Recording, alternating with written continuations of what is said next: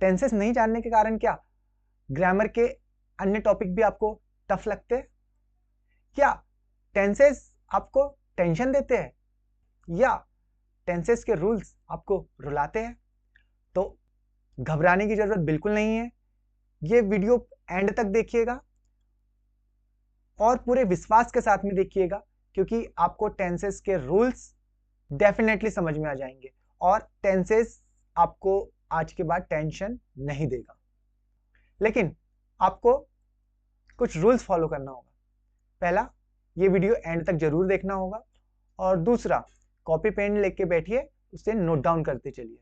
तीसरा, video skip नहीं करिएगा, एंड तक देखिएगा, क्योंकि जितने समय का वीडियो है उतने समय तो आप रील्स देख के, शॉर्ट्स देख के और फालतू के वीडियोस देख के समय बर्बाद कर देते हैं। तो स्टार्ट करते हैं हमारा टॉपिक टेंस। टेंसेस स्टार्ट करने से पहले आप बताइए, आप टेंसेस के बारे में क्या जानते हैं? टेंसेस कितने प्रकार के होते हैं? सबको पता है। टेंसेस 3 प्रकार के होते हैं, प्रेजेंट टेंस, पास्ट टेंस और फ्यूचर टेंस। इसमें कौन सी बड़ी बात है? 3 प्रकार के, वर्तमान काल, भूतकाल, भविष्य काल। वर्तमान काल जो समय अभी चल रहा है वो वर्तमान काल, भूतकाल जो बीत गया वो भूतकाल, और भविष्य काल जो समय आने वाला है भविष्य काल। ठीक है। अच्छा, टेंस की परिभाषा याद करने की जरूरत नहीं है, क्योंकि टेंस किसी भी कार्य के समय या अवस्था को दर्शाता है। ठीक है, टेंस की परिभाषा कभी नहीं आएगी। तो टेंस क्या है? टेंस किसी भी कार्य के समय एवं अवस्था को दर्शाता है। ठीक है, तो अब आपको पता है कि टेंसेस 3 प्रकार के होते हैं। कौन कौन से हुए? प्रेजेंट टेंस, पास्ट टेंस और फ्यूचर टेंस। ठीक, प्रेजेंट टेंस बोले तो वर्तमान काल, पास्ट टेंस बोले तो भूतकाल, फ्यूचर टेंस बोले तो भविष्य काल। अब सभी टेंसेस 4 प्रकार के होते हैं।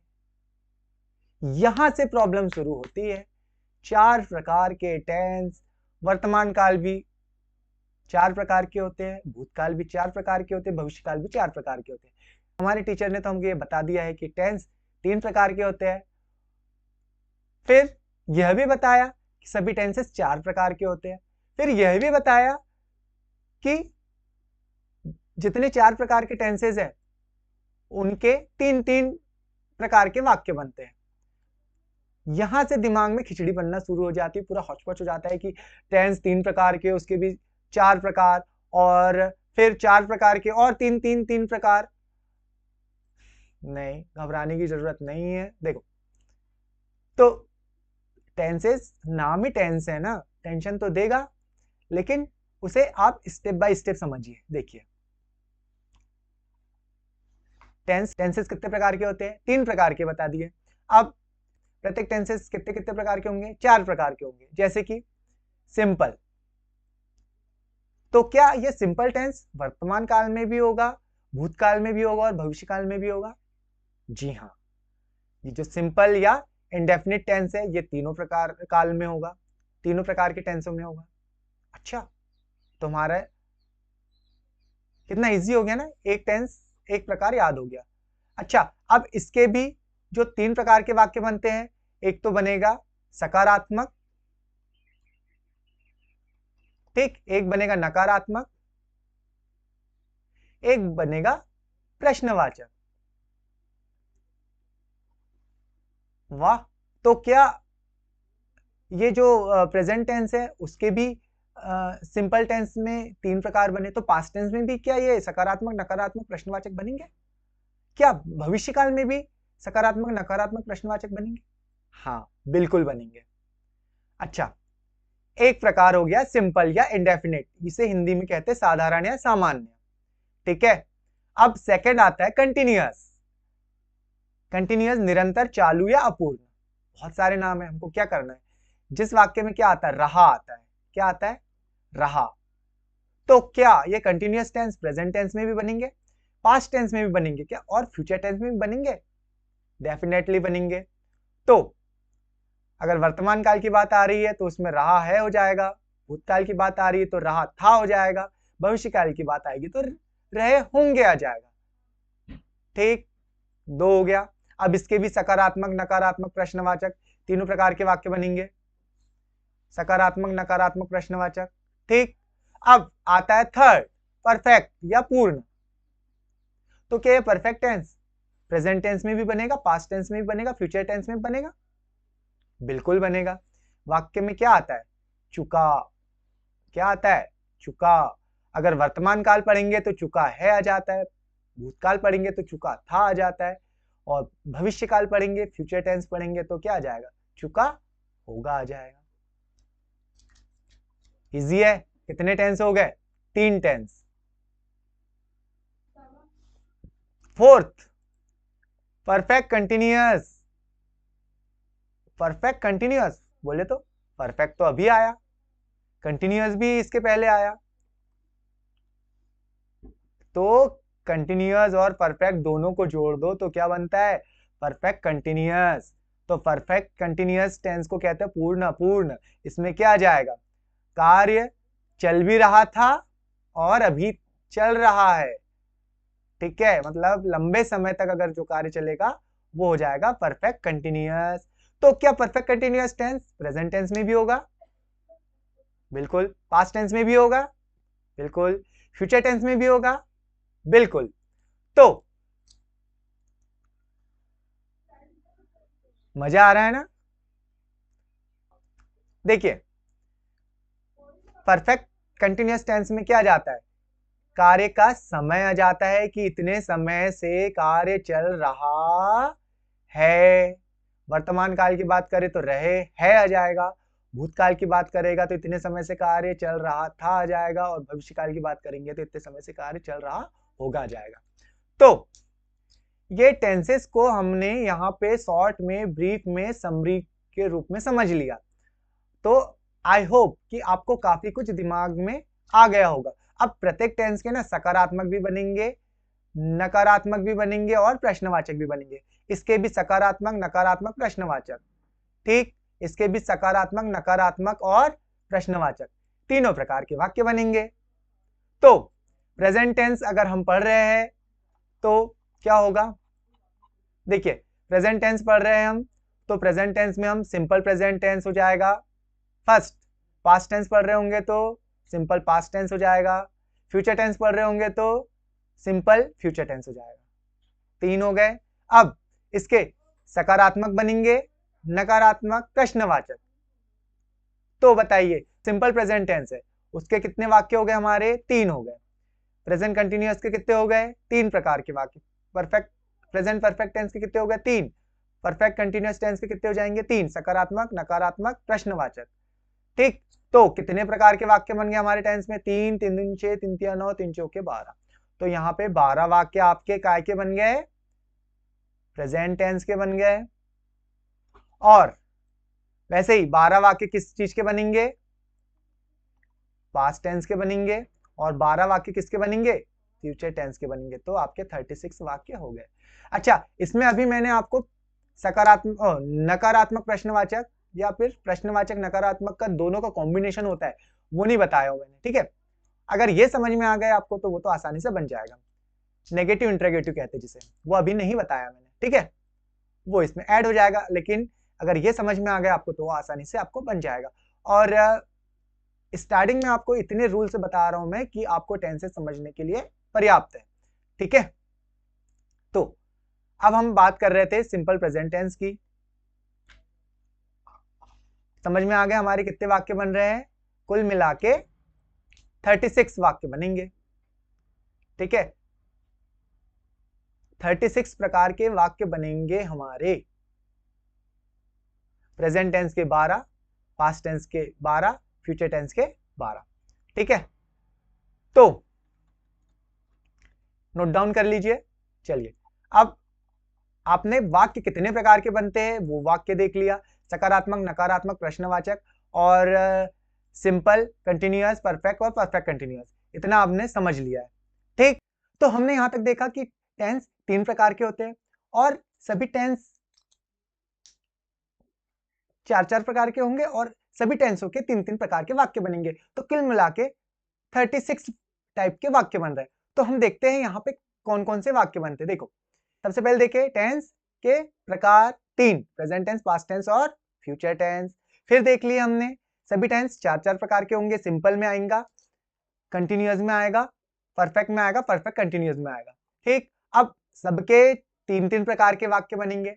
वैसे तो बनते 4 है लेकिन अपन 3 ही समझ रहे हैं, चौथा तो इंटरोगेटिव और नेगेटिव को मिला के बनाते हैं। तो देखिए अफर्मेटिव सकारात्मक हो जाता है, अफर्मेटिव सकारात्मक हो जाता है, नेगेटिव नकारात्मक, इंटरोगेटिव प्रश्नवाचक। तो जो हमने ये 4 प्रकार के टेंस देखे, इन सबके अंतर्गत ये तीनों भी आएंगे। चौथा होता है नेगेटिव इंटरोगेटिव, नकारात्मक सकारात्मक दोनों को मिला देते हैं तो ये बन जाता है। अब हम यहाँ पे देख रहे हैं सभी टेंसेस कितने प्रकार के बनेंगे।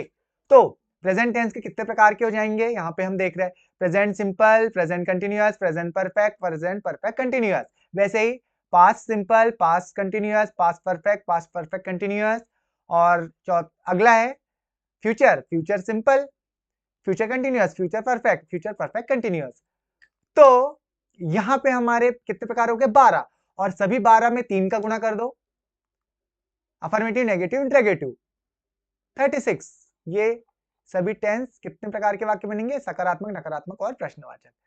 यहां तक तो आपको समझ में आ गया, बहुत अच्छे से आया। अब बात आती है 36 types. Oh my God, 36 types, 36 प्रकार, 36 प्रकार के हमको फॉर्मेट याद करना है, 36 प्रकार के हमको हेल्पिंग वर्ब याद करनी है। बिल्कुल घबराने की जरूरत नहीं है, एक फॉर्मूला आपको सभी टेंसों में अप्लाई करना है। टेंसों के अलावा आप कभी भी कोई भी वाक्य बनाएंगे तो आप ये फॉर्मूला याद रख लीजिए। कौन सा फॉर्मूला है, subject, helping verb, verb, object. ये फॉर्मूला इसको अपने दिमाग में रट लीजिए, लिख लीजिए। कोई भी टेंस आएगा तो हम यहाँ पे सब्जेक्ट बदलना होता है, हेल्पिंग वर्ब बदलनी होती है, वर्ब बदलनी होती है, ऑब्जेक्ट बदलनी होती है, बाकी सबका सब कोई टेंशन वाली बात नहीं है। नेगेटिव अगर बनाना रहता है तो हेल्पिंग वर्ब के बाद में हम नॉट लगा देते हैं, नेगेटिव बन गया।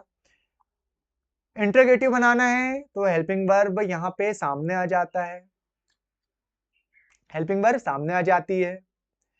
और एक और चीज, अगर हमें कोई प्रश्न पूछने वाली बात है, कोई प्रश्न पूछना है, जैसे कि वेयर से, कहां से, व्हाई से, व्हाट से, हाउ से, तो व्हेन से, तो हम इन WH वर्ड्स को कहां लगा देते हैं, यहां सामने लगा देते हैं, तो हमारा प्रश्न भी बन जाता है।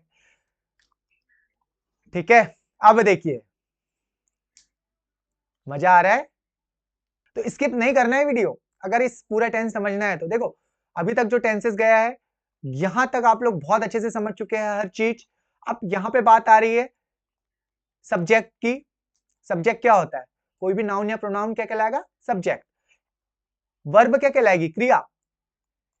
क्रिया क्या कहलाएगी, जो भी हम काम करते हैं, जो भी हम काम करते हैं, एक्टिविटी होती है, वो होती है वर्ब।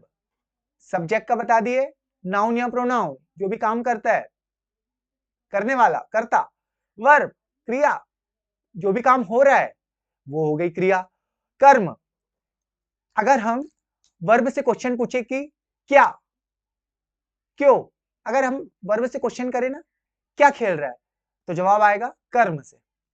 जैसे किसी से पूछे हम क्या खेल रहा है, तो जवाब आएगा क्रिकेट, तो जो क्रिकेट हुआ वो क्या हो गया, आपका ऑब्जेक्ट। ठीक है, ये भी हो गया। अब हेल्पिंग वर्ब, हेल्पिंग वर्ब होती है सहायक क्रिया। सबसे मेन काम टेंस में होता है हेल्पिंग वर्ब का। हेल्पिंग वर्ब है तो आपके कितने भी टेंस आ जाए, कोई भी टेंस आ जाए आपको बन जाएगा, लेकिन हमको हेल्पिंग वर्ब पता होनी चाहिए। और हेल्पिंग वर्ब बताएगा कौन, आप वीडियो तो देख ही रहे हो, आपको पता चल जाएगी कौन कौन सी हेल्पिंग वर्ब हम यूज करते हैं और कब कौन सी लगाना होता है। और अगर हमको हेल्पिंग वर्ब पता है तो हम नेगेटिव भी बना सकते हैं नॉट लगा के, इंटरोगेटिव बना सकते हैं हेल्पिंग वर्ब को सामने लगा के, बहुत सिंपल। ठीक है, अब हम आगे बढ़ रहे हैं, आगे बढ़ते हैं, प्रेजेंट टेंस को देखते हैं। ठीक है, प्रेजेंट टेंस को हम देखेंगे। पहला हो जाएगा सिंपल प्रेजेंट टेंस, सामान्य वर्तमान काल। दूसरा हो जाएगा प्रेजेंट कंटिन्यूअस टेंस। थर्ड हो जाएगा प्रेजेंट परफेक्ट टेंस। फोर्थ हो जाएगा प्रेजेंट परफेक्ट कंटिन्यूअस टेंस। ठीक, अब हम यहाँ पे डीप में देख रहे हैं। सभी टेंसेस तीन तीन प्रकार हो गए, ये अभी आपको हमने बताया। ये आपको बता दिए फॉर्मेट, मेन फॉर्मेट आपको बता दिए। अब आती है बात प्रेजेंट टेंस की। तो पहला टेंस पढ़ने जा रहे हैं हम सिंपल प्रेजेंट टेंस या प्रेजेंट इंडेफिनिट टेंस। इसे कहते हैं हम सामान्य वर्तमान काल। जैसा कि नाम से पहचान पा रहे हैं कि जो भी काम वर्तमान में होता है वो कहलाएगा वर्तमान काल। अब सामान्य वर्तमान काल, अच्छा वर्तमान काल कितने प्रकार के होंगे बताइए? सामान्य वर्तमान काल, प्रेजेंट इंडेफिनिट टेंस, फिर प्रेजेंट कंटिन्यूअस टेंस, फिर प्रेजेंट परफेक्ट टेंस और फिर प्रेजेंट परफेक्ट कंटिन्यूअस टेंस। तो हम यहां पे स्टार्ट कर रहे हैं सिंपल प्रेजेंट टेंस से। ठीक, सिंपल प्रेजेंट टेंस। वाक्य के अंत में ता है, ते है, ती है, ता हूं इत्यादि शब्द आते हैं। जैसे कि मैं खेलता हूं, मैं आपको इंग्लिश पढ़ाता हूं, आप मुझसे इंग्लिश पढ़ते हैं, आपको मेरे वीडियो कैसे लगते हैं? ये जो सब प्रकार के सेंटेंसेस आ रहे हैं ये वर्तमान काल में बनता है। अब और एक और चीज आती है, कोई भी सार्वभौम सत्य हो, जैसे सूर्य पूर्व से निकलता है, बारिश होती है, आकाश में तारे टिमटिमाते हैं, ये सब कौन से टेंस में बनता है? प्रेजेंट इंडेफिनिट टेंस में बनता है।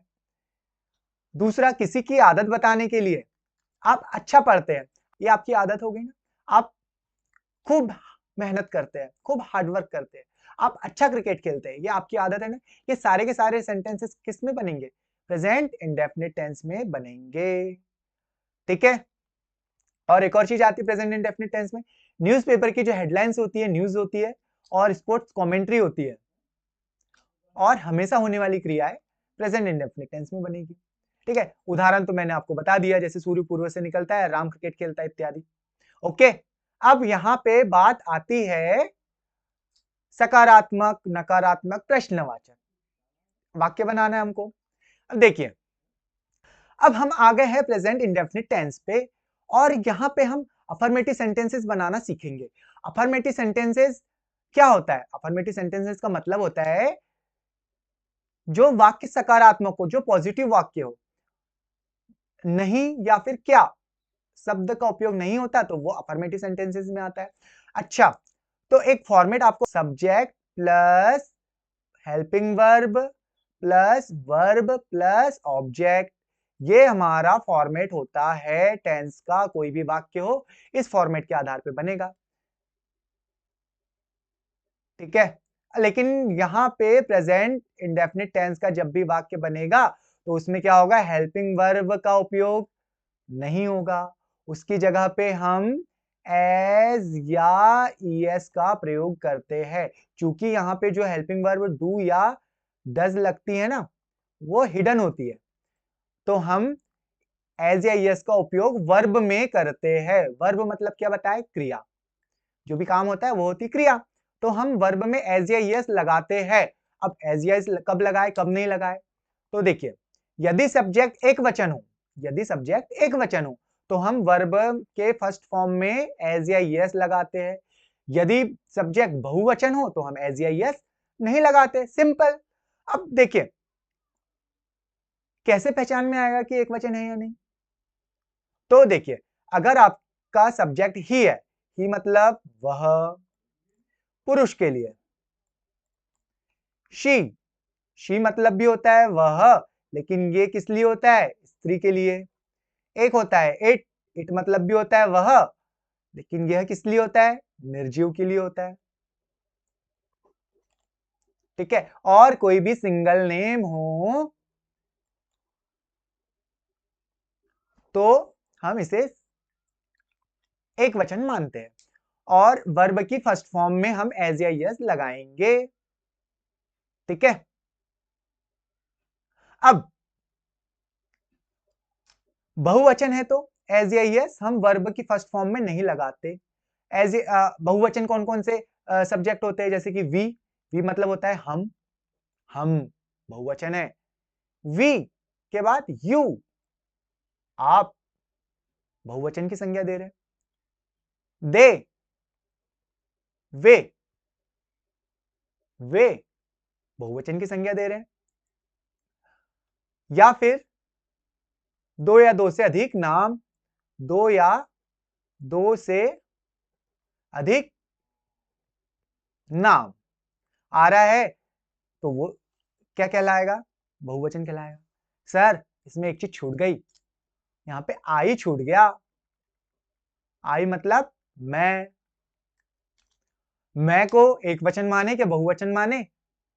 फिलहाल तो हम इसको प्लूरल नंबर ही मानते हैं और उसके साथ में हम एज या यस का प्रयोग नहीं करते हैं। ठीक है, हम क्यों अपने आप को कम समझे? हम बहुवचन है, प्लूरल है, तो हमारे साथ में प्लूरल के नियम लगाइए। प्रेजेंट इंडेफिनिट टेंस की बात कर रहा हूं मैं, आई को हम प्लूरल में काउंट करेंगे। ठीक है, तो अब यहां पे कुछ नियम देख लेते हैं। एज या यस किस वर्ब के साथ में लगेगी, मतलब एज लगेगी वर्ब के साथ में या यस लगेगी, तो हम उसके नियम देख लेते हैं। देखिए, यदि मुख्य क्रिया के साथ लास्ट में ओ हो, जैसे कि गो के साथ क्या लग जाएगा? ईएस लग जाएगा। यदि वर्ब में लास्ट में ओ है तो हम एज या ईएस ईएस लगाएंगे। ओके, अच्छा, यदि मुख्य क्रियाओं के अंत में, मुख्य क्रिया मतलब वर्ब के अंत में डबल एस है या एस एच है, तब भी हम ईएस लगाएंगे, जैसे कि miss, misses, passes, pushes, rushes. Okay, यदि मुख्य क्रिया के अंत में एक्स है, डबल जेड है या फिर सी एच है, तो भी हम ईएस का प्रयोग करेंगे। इजी है ना? तो ये नियम अच्छे से याद कर लीजिए। और एक नियम देख लेते नीचे क्या है। मुख्य क्रियाओं के अंत में व्यंजन प्लस वाय हो, यानी मुख्य क्रिया का अंत वाय से तो हो लेकिन वाय के पहले कोई व्यंजन हो, जैसे कि B C D E F इत्यादि, तो वाय को हम वाय न लिख के क्या लिखते हैं? आई ई एस में बदल देते हैं। मतलब यहाँ पे ई एस न लगा के हम क्या लगा रहे हैं?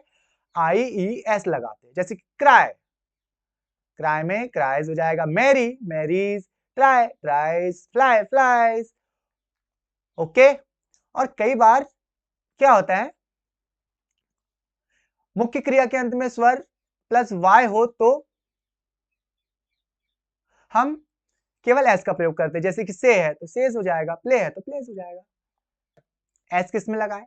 जिसमें ईएस का प्रयोग नहीं हो रहा है तो उसमें हम एस लगा देंगे, सिंपल। ओके, अच्छा, लेकिन एक चीज का ध्यान रखना, आप लोगों को प्रैक्टिस करना होगा। इन जितने भी सेंटेंसेस आते हैं आपको बार बार प्रैक्टिस करना होगा। और कुछ सेंटेंस आप, कुछ वाक्य आपके अपवाद होते हैं, कुछ वर्ड्स आपके अपवाद होते हैं, तो उन वर्ड्स को आपको ध्यान रखना है। ठीक है, हो सकता है कि इस नियम में वो काउंट नहीं हुआ होगा। कुछ अपवाद होते हैं ना, जैसे कि आप अपवाद है, आप मेरा वीडियो देख रहे हैं और बाकी लोगों ने स्किप कर दिए, लेकिन आप ग्रेट है, इसलिए तो आप वीडियो देख रहे हैं, आप पढ़ाई से जुड़े हुए हैं। और अगर आप अभी वीडियो नहीं देख रहे होते तो रील्स चला रहे होते या यूट्यूब पे शॉर्ट्स देख रहे होते या फिर व्हाट्सएप पे स्टेटस देख रहे होते, कम से कम आप पढ़ तो रहे, आप समझदार है। चलिए नेक्स्ट देखते हैं, आगे क्या है। उदाहरण, प्ले का प्लेज हो जाएगा, मीट का मीट्स हो जाएगा। जैसे कि ये वर्ड्स जो आ रही है उसमें हम ई एस ना लगा के एस लगा रहे हैं, एग्जाम्पल हो गया है ना। चलिए ये आपको बता दिया था एक वचन कर्ता कौन है, ही, शी, इट और सिंगल नेम। बहुवचन कर्ता में आई सबसे ऊपर है, वी, तुम, आप, वे या दो से अधिक नाम। ठीक है, अब हम उदाहरण देखते हैं। राम क्रिकेट खेलता है, राम क्रिकेट खेलता है। देखो, राम हो गया हमारा सब्जेक्ट, हमारा सब फॉर्मेट क्या है? सब्जेक्ट प्लस वर्ब की फर्स्ट फॉर्म में एज या ईएस प्लस ऑब्जेक्ट, ये हमारा फॉर्मेट है। अब हम आ रहे हैं एग्जाम्पल्स पे, क्योंकि एग्जाम्पल के बिना, उदाहरण के बिना तो बात दिमाग में इंटर ही नहीं करती है। तो देखो, राम हो गया हमारा सब्जेक्ट, राम हो गया सब्जेक्ट। अब आती है वर्ब, वर्ब बोले तो क्रिया, कौन सी क्रिया है इसमें, इस सेंटेंस में? क्रिकेट। जब हम खेलने से क्वेश्चन करेंगे, वर्ब से क्वेश्चन करेंगे कि क्या खेल रहा है, तो जवाब आएगा क्रिकेट। तो क्रिकेट क्या हुआ, ऑब्जेक्ट हुआ। तो ऑब्जेक्ट कहाँ आएगा, लास्ट में। तो सेकंड नंबर पे क्या आ रहा है, वर्ब, क्रिया, खेलने का काम हो रहा है, तो प्ले, प्ले। और इसमें एक वचन है राम, राम एक वचन है, इसीलिए प्ले के साथ में एज या यस लगेगा, एज लगेगा, ठीक है। प्लस ऑब्जेक्ट, ऑब्जेक्ट क्या है आपका, क्रिकेट, तो ये हो गया राम प्लेस क्रिकेट। ये आपका सेंटेंस बन गया, ठीक है ना। Ram place cricket. अब नेक्स्ट एग्जांपल देखते हैं। सूर्य पूर्व से उगता है। सूर्य हो गया हमारा सब्जेक्ट, सूर्य है एक वचन, इसलिए वर्ब की फर्स्ट फॉर्म लगेगी, उसमें एज या यस लगेगा। तो राइज के सामने वर्ब है उगना, उगना मतलब राइज, तो राइज में एज या यस लगेगा, तो राइजेस हो गया। इन द ईस्ट, ये हो गया हमारा ऑब्जेक्ट।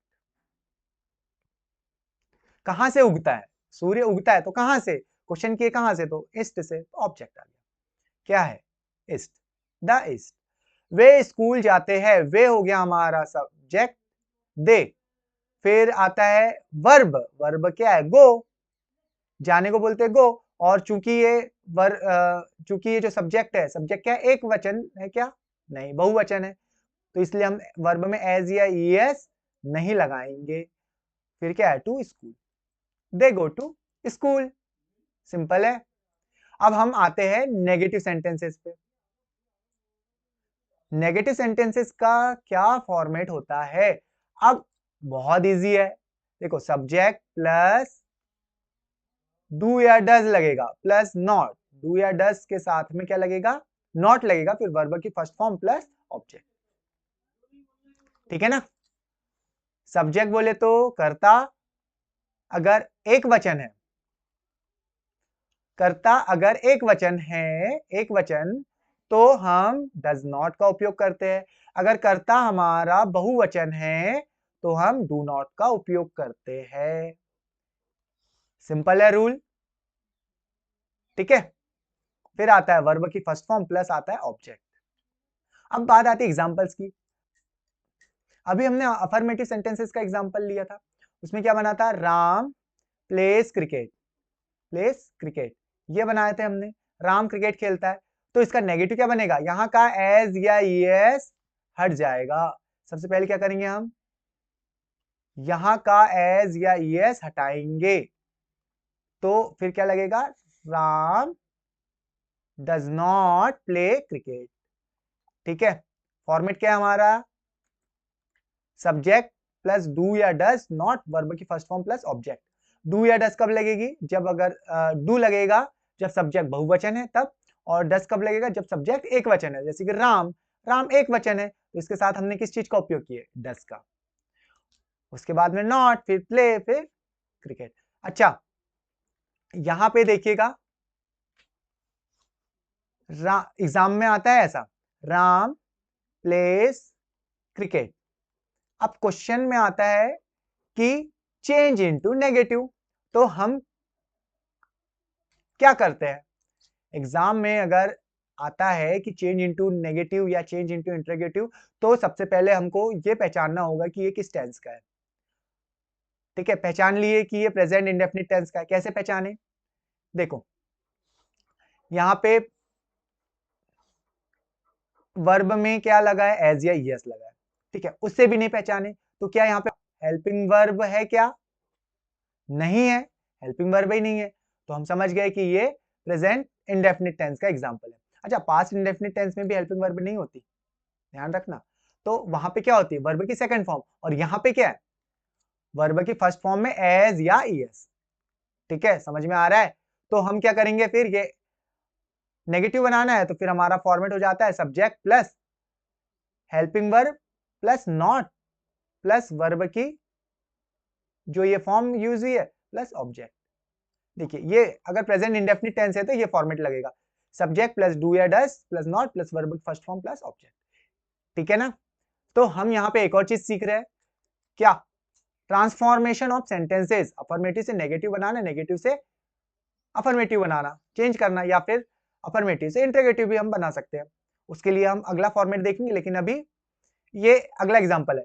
सूर्य पूर्व से नहीं निकलता है।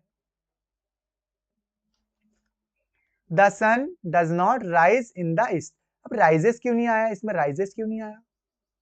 क्यों? क्योंकि यहाँ पे वर्ब में एज या यस नहीं लगी, उसकी जगह पे हमने क्या लगा दिया? डज लगा दिया।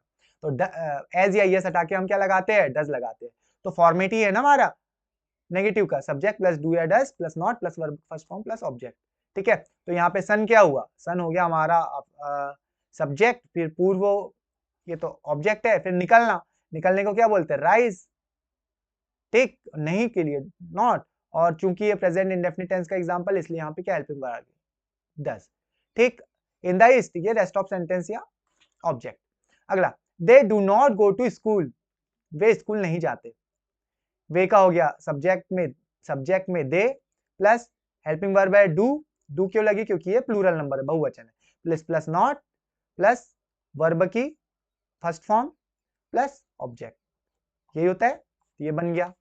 चलिए अब हम देखते हैं प्रेजेंट इंडेफिनिट टेंस का इंटरोगेटिव सेंटेंसेस। प्रश्नवाचक वाक्य हमको यहां पे बनाना है, बहुत सिंपल है। जो आपकी हेल्पिंग वर्ब लगेगी वही हेल्पिंग वर्ब आपकी इंटरोगेटिव बनाते समय सामने लग जाएगी। तो देखिए, डू और डज है हेल्पिंग वर्ब, तो ये डू डज सामने लग गई, फिर सब्जेक्ट प्लस वर्ब की first form plus object. Simple है। फॉर्मेट क्या था? Subject plus verb, sorry, subject plus helping verb plus object, ये फॉर्मेट था।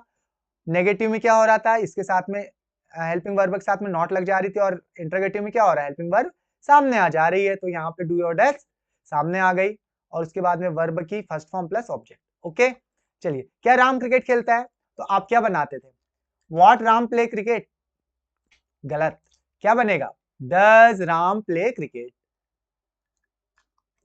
ठीक है ना, डज राम प्ले क्रिकेट आएगा, व्हाट राम प्ले नहीं आएगा। आप हमेशा क्या देखते थे? क्या देख के व्हाट लगा देते थे, लेकिन व्हाट का उपयोग यहां पे नहीं करना है। किस चीज का करना है? हेल्पिंग वर्ब सामने लगा के हमको प्रश्नवाचक वाक्य बनाना है। ठीक है, अगर क्वेश्चन पूछता राम क्या खेलता है, तो क्या बनता प्रश्न? What does Ram play. ठीक है, तब आता। ओके, लेकिन फिर भी यहाँ पे क्या है? सब्जेक्ट के पहले क्या है? Helping verb. हेल्पिंग वर्ब कौन सी लगी? डज लगी। ठीक, डज राम प्ले क्रिकेट, सबका फॉर्मेट लगा हमारा डू या does plus subject plus verb की फर्स्ट फॉर्म प्लस ऑब्जेक्ट, ये फॉर्मेट लगा, और लास्ट में क्वेश्चन मार्क। तो डज राम प्ले क्रिकेट, क्या राम क्रिकेट खेलता है? तो क्या बन गया? Does Ram play cricket. अगला है, क्या सूर्य पूर्व में निकलता है?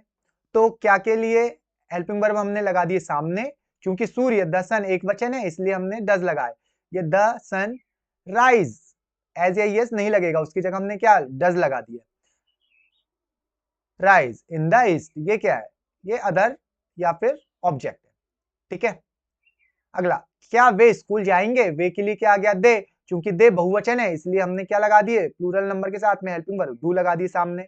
और गो टू, ये वर्ब हो गई, ये क्या है? स्कूल ऑब्जेक्ट है। तो हमारा फॉर्मेट बन गया, हमारा सेंटेंस बन गया, do they go to school. Easy है ना। चलिए, तो अब हम पढ़ने वाले हैं present continuous tense. Present continuous tense मतलब अपूर्ण या निरंतर वर्तमान काल। अपूर्ण वर्तमान काल या निरंतर वर्तमान काल मतलब जिस टेंस के अंत में रहा है आता है, रहा है, रही है, रहे हैं या रहा हूं इत्यादि शब्द आते हैं, तो वो प्रेजेंट कंटिन्यूअस टेंस के अंतर्गत आता है। जैसे कि राम क्रिकेट खेल रहा है, या हम गाना गा रहे हैं। ठीक है, कंटिन्यूअस का अर्थ ही होता है रहा है, रही है, रहे है। ठीक है, अब इसमें अपन बात करें हेल्पिंग वर्ब की, क्या लगेगी हेल्पिंग वर्ब? तो इज, एम या आर, ये तीन हेल्पिंग वर्ब आपको लगेगी, और वर्ब में आईएनजी फॉर्म आपको लगाना पड़ेगा। ठीक है, तो इसका प्रयोग हम कहां करेंगे? उसके पहले हम देखते हैं फॉर्मेट। फॉर्मेट क्या रहेगा हमारा? फॉर्मूला क्या रहेगा? सब्जेक्ट प्लस हेल्पिंग वर्ब में is am are plus verb की first form plus ING plus object, मतलब वर्ब में आईएनजी लगेगी, उसके साथ में हमको is am are helping verb लगेगी। अब इज किसके साथ लगेगी? इज लगेगी हमारी ही, शी या इट या फिर सिंगुलर नंबर के साथ में, कोई एक नाम है तो उसके साथ में हम इसका प्रयोग करेंगे। इसका प्रयोग अब आप केवल यहां पे करेंगे। आगे एम का प्रयोग होता है आई के साथ में, ठीक, और आर का प्रयोग होता है वी, यू, दे या प्लूरल नंबर के साथ में हम आर का प्रयोग करते हैं। इजी है। तो अब हम देखते हैं एग्जांपल्स। उदाहरण है, राम क्रिकेट खेल रहा है, तो फॉर्मेट है हमारा subject plus is am are, ये है हेल्पिंग वर्ब, ठीक है, प्लस वर्ब की आईएनजी फॉर्म प्लस ऑब्जेक्ट, ये हमारा फॉर्मेट होता है। तो इज एम आर, क्या राम है सब्जेक्ट, करता है राम, राम के साथ में इज लगेगा क्या, एम लगेगा या आर? तो राम के साथ लगेगा आपका इज। ओके, राम के साथ लगेगा इज क्योंकि राम एक वचन है और एक वचन के साथ लगती है इज हेल्पिंग वर्ब। वर्ब की आईएनजी फॉर्म, खेलने को बोलते हैं प्ले, तो प्ले में क्या लगेगा? आईएनजी, तो प्लेइंग हो गया। क्या खेल रहा है? तो क्रिकेट, ऑब्जेक्ट हो गया हमारा क्रिकेट। इजी है। चलिए अगला देखते हैं, सूर्य पूर्व में निकल रहा है, सब्जेक्ट क्या है हमारा? सब्जेक्ट है हमारा सूर्य, the sun is rising in the east, sun एक वचन है, एक वचन के साथ इज लगता है और वर्ब में आईएनजी फॉर्म हो गई, राइज का राइजिंग हो गया, ये राइज होता है, राइज में राइजिंग हो गया, राइज का राइजिंग हो गया, ठीक, इन द ईस्ट, ये हो गया ऑब्जेक्ट आपका। ओके, वे स्कूल जा रहे हैं, वे को बोलते हैं दे बहुवचन है तो हेल्पिंग वर्ब लगी आर, और आर के साथ में वर्ब में आईएनजी फॉर्म लगेगी गोइंग टू स्कूल, ठीक है। फॉर्मेट हमारा क्या है? Subject plus is am are plus verb की ING form plus object. Easy है। मैं गाना गा रहा हूं समझ गए, तो आएगा आपका इज एम आर, क्योंकि मैं है तो मैं के साथ लगेगा आई मतलब एम, और सिंगिंग, गाने को बोलते हैं सिंग, सिंगिंग अ सॉन्ग, एक सॉन्ग। ओके, इजी है ना। तो चलिए, ये हो गया हमारा प्रेजेंट कंटिन्यूअस का अफर्मेटिव। अब देखते हैं हम नेगेटिव। नेगेटिव भी सिंपल है, सब्जेक्ट प्लस हेल्पिंग वर्ब में लगेगी आपकी नॉट, हेल्पिंग वर्ब में लगेगा आपका नॉट प्लस वर्ब की आईएनजी फॉर्म प्लस ऑब्जेक्ट, ये होता है हमारा फॉर्मेट प्रेजेंट कंटिन्यूअस टेंस का नेगेटिव। तो हेल्पिंग वर्ब कौन सी लग रही है हमारी? इज, एम या फिर आर, ठीक है। आपको पता ही है कि इज किसके साथ लगेगी? इज लगेगी एक वचन के साथ में, एम लगेगा आई के साथ और आर लगेगा प्लूरल नंबर के साथ में। तो राम क्रिकेट नहीं खेल रहा है, तो Ram is not playing cricket. Okay, कैसे हुआ? देखिए, फॉर्मेट है हमारा सब्जेक्ट, ये हो गया राम, सब्जेक्ट पहचान गए, जो भी काम करता है करता होता है वो होता है राम, मतलब सब्जेक्ट। फिर is am are, helping verb, Ram एक वचन है तो इज लग गया। फिर होता है वर्ब, वर्ब क्या है यहाँ पे? खेलना, खेलने को बोलते हैं प्ले, क्योंकि रहा है आईएनजी फॉर्म लगेगा तो प्लेइंग हो गया क्रिकेट, और नॉट लगेगा इसलिए नॉट, हेल्पिंग वर्ब के बाद में नॉट। सूर्य पूर्व में नहीं निकल रहा है, तो the sun is not rising in the east, sun हो गया हेल्पिंग, सॉरी सन हो गया subject, is helping verb, not plus verb की ING form plus object. Easy है। चलिए, वे स्कूल नहीं जा रहे, फटाक से बना के बताइए, सब्जेक्ट प्लस एक वचन है या बहुवचन? ये बहुवचन दे, तो दे के साथ हेल्पिंग वर्ब कौन सी लगेगी? आर। तो दे आर नॉट, नेगेटिव है इसलिए नॉट गोइंग टू स्कूल, नहीं जा रहे हैं, तो जाने को क्या बोलते हैं? गो, गो का आईएनजी हो गया, टू स्कूल ये ऑब्जेक्ट। ओके, मैं गाना नहीं गा रहा हूं, मैं गाना नहीं गा रहा हूं, तो क्या बनेगा? मैं के लिए हो गया आई, आई के साथ हेल्पिंग वर्ब आ गई नॉट, सॉरी आई के साथ हेल्पिंग वर्ब आ गई एम, नॉट, नेगेटिव के लिए not, singing a song. Easy है। चलिए नेक्स्ट आगे देखते हैं। प्रेजेंट कंटिन्यूअस के प्रश्नवाचक वाक्य में हम देखते हैं, प्रश्नवाचक वाक्य में हेल्पिंग वर्ब कहां आ जाती है हमारी?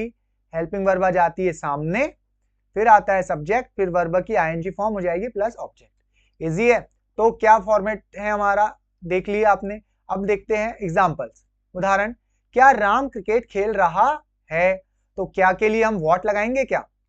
नहीं, उसकी जरूरत नहीं है, हमारी हेल्पिंग वर्ब सामने लगकर भी व्हाट का काम कर देती है। क्या राम क्रिकेट खेल रहा है, तो इज, हेल्पिंग वर्ब सामने लग गई, फिर सब्जेक्ट, सब्जेक्ट क्या हो गया हमारा? राम, और वर्ब, वर्ब क्या है हमारा? खेलना, खेलने को बोलते हैं प्ले, उसमें आईएनजी फॉर्म लगेगी प्लस ऑब्जेक्ट। ऑब्जेक्ट क्या है? क्रिकेट। इजी है। अगर राम क्या खेल रहा है, अगर ये बनाना होता तो हम क्या बनाते? व्हाट इज राम प्लेइंग, ये बनता। ठीक है, तब आता व्हाट। ठीक है, राम कौन है बोलता तो हु इज राम, ऐसा आता। अब चूंकि हम यहाँ पे प्रेजेंट कंटिन्यूअस टेंस का इंट्रोगेटिव देख रहे हैं, इसलिए हम एग्जाम्पल भी उसी का देख रहे हैं। आगे, क्या सूर्य पूर्व में निकल रहा है, तो क्या के लिए आ गया हेल्पिंग वर्ब सामने? Is the sun rising in the east. क्या सूर्य पूर्व से निकल रहा है, पूर्व में निकल रहा है, तो इन द ईस्ट। इजी है। क्या वे स्कूल जा रहे हैं, तो क्या के लिए क्या लगा दी हमने? हेल्पिंग वर्ब सामने। वे के लिए हो गया दे, स्कूल को बोलते हैं गो, में आईएनजी लग गया, और टू स्कूल, कहां जा रहे हैं तो टू स्कूल। क्या मैं गाना गा रहा हूं, तो am I singing a song. ये हो गया हेल्पिंग वर्ब, फिर ये हो गया सब्जेक्ट, प्लस ये हो गया वर्ब की ING form,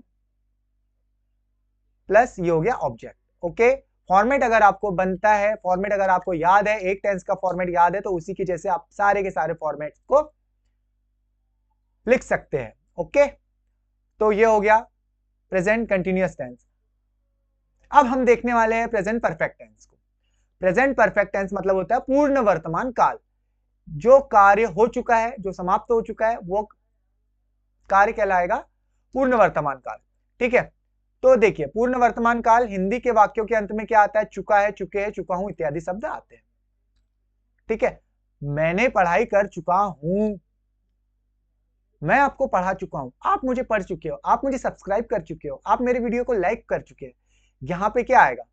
present perfect tense. Okay, आगे एग्जाम्पल ऐसा बनेगा, राम क्रिकेट खेल चुका है, हम गाना गा चुके हैं। ठीक है, और अगर हम बात करें इन दोनों एग्जाम्पल्स के अलावा भी बहुत सारे प्रकार के एग्जाम्पल बनते हैं। हो सकता है कि इसमें चुका शब्द का उपयोग नहीं होगा, लेकिन आपको ये पहचानना है कि ये प्रेजेंट परफेक्ट टेंस का एग्जाम्पल है। ठीक है, चलिए एग्जाम्पल के बाद में हम देखते हैं फॉर्मेट। फॉर्मेट में सबसे पहले देखते हैं हेल्पिंग वर्ब। हेल्पिंग वर्ब आएगी हमारी या तो हैज या हैव, फिर वर्ब की थर्ड फॉर्म। दो चीज इंपॉर्टेंट है यहाँ पे, एक तो वर्ब की थर्ड फॉर्म इंपॉर्टेंट है, और हेल्पिंग वर्ब कौन सी लगेगी? हैज या हैव। हैज लगेगी एक वचन के साथ में, जहां पे ही, शी, इट या सिंगुलर नंबर हो, तो वहां पे हेल्पिंग वर्ब लगेगी हैज। और अगर हैव का यूज करना है तो हैव किसके साथ लगेगी? आई, वी, यू, दे, और प्लूरल नंबर के साथ में हम हैव का यूज करेंगे। ठीक है, समझ में आ गया हैज और हैव का यूज। अब फॉर्मेट तो आपको पता ही है, सारे टेंसों का एक ही फॉर्मेट आ रहा है, subject plus helping verb. Helping verb में आ गया हैज या हैव, फिर वर्ब की थर्ड फॉर्म प्लस ऑब्जेक्ट। ठीक है, चलिए एग्जांपल्स देख लेते फटाफट। राम क्रिकेट खेल चुका है, तो राम सब्जेक्ट हो गया, चुका है के लिए वर्ब की थर्ड फॉर्म आ गई, और हेल्पिंग वर्ब आ गई हैज। हैव क्यों नहीं आई? क्योंकि राम एक वचन है, इसलिए हैव नहीं आई, हैज आई। तो क्रिकेट खेल चुका है, तो क्रिकेट ये आ गया। प्ले वर्ब की थर्ड फॉर्म। आगे, सूर्य पूर्व में निकल चुका है, तो सब्जेक्ट हो गया सूर्य, द सन आ गया, एक वचन है सन, इसलिए हैज आ गया। चूंकि निकल चुका है, वर्ब की थर्ड फॉर्म, वर्ब की थर्ड फॉर्म, वर्ब की थर्ड फॉर्म लगनी चाहिए, तो राइज, रोज, राइजन, ये होती है वर्ब की तीन फॉर्म राइज के लिए। ठीक है, जैसे प्ले की होती है play single form first form, plus second form played, third form होती है वो भी प्लेड होती है। ठीक, अगला, वे स्कूल जा चुके हैं। जाने को बोलते हैं गो, क्योंकि वर्ब की थर्ड फॉर्म लगाना है हमको, तो फर्स्ट फॉर्म हो गई गो, सेकंड फॉर्म हो गई वेंट, और थर्ड फॉर्म हो गई गॉन। ठीक, दे, वे को बोलते हैं दे, क्योंकि ये बहुवचन है, बहुवचन के साथ हेल्पिंग वर्ब लगेगी हमारी हैव, और फिर वर्ब की थर्ड फॉर्म, वर्ब की थर्ड फॉर्म क्या होगी? गो, वेंट, गॉन। ठीक है, टू स्कूल। ओके, ये हो गया ऑब्जेक्ट। आगे चलिए, अब हम देखते हैं नेगेटिव सेंटेंस। सिंपल है, नेगेटिव सेंटेंस में क्या होगा? जो आपकी हेल्पिंग वर्ब है उसके साथ में हम लगा देंगे नॉट। इजी है, और फिर फॉर्मेट वही है, वर्ब की थर्ड फॉर्म प्लस ऑब्जेक्ट। ठीक है, समझ गए? प्रेजेंट परफेक्ट टेंस का जो नेगेटिव बनेगा वो बनेगा subject plus has have plus not plus verb की third form plus object. Has लगेगा एक वचन के साथ और हैव लगेगा बहुवचन के साथ। तो राम क्रिकेट नहीं खेल चुका है, तो राम क्रिकेट नहीं खेल चुका है का क्या बनेगा, राम, ये हो गया सब्जेक्ट, प्लस ये हो गया हैज, एक वचन है तो ये हो गया नॉट, फिर वर्ब की थर्ड फॉर्म, खेलने को बोलते हैं प्ले, प्ले का थर्ड फॉर्म प्लेड, क्रिकेट। ठीक है, अभी हमने जो अफर्मेटिव बनाए थे उसका क्या बना था, राम हैज प्लेड क्रिकेट, तो नेगेटिव नहीं के लिए क्या आएगा, हैज के बाद में यहाँ पे हम नॉट लगा देंगे। ठीक है, वही बना, Ram has not played cricket. अगला, सूर्य पूर्व में नहीं निकल चुका है, तो इसके लिए क्या लगेगा, the sun has not, helping verb के साथ में हमने नॉट लगा दिए, वर्ब की थर्ड फॉर्म प्लस ऑब्जेक्ट। वे स्कूल नहीं जा चुके हैं, तो क्या बनेगा, they have not gone to school. Okay, वही फॉर्मेट, मैं के लिए आई लगेगा और वर्ब की थर्ड फॉर्म ये लग गया, और हेल्पिंग वर्ब हैव लगा प्लस नॉट प्लस ऑब्जेक्ट।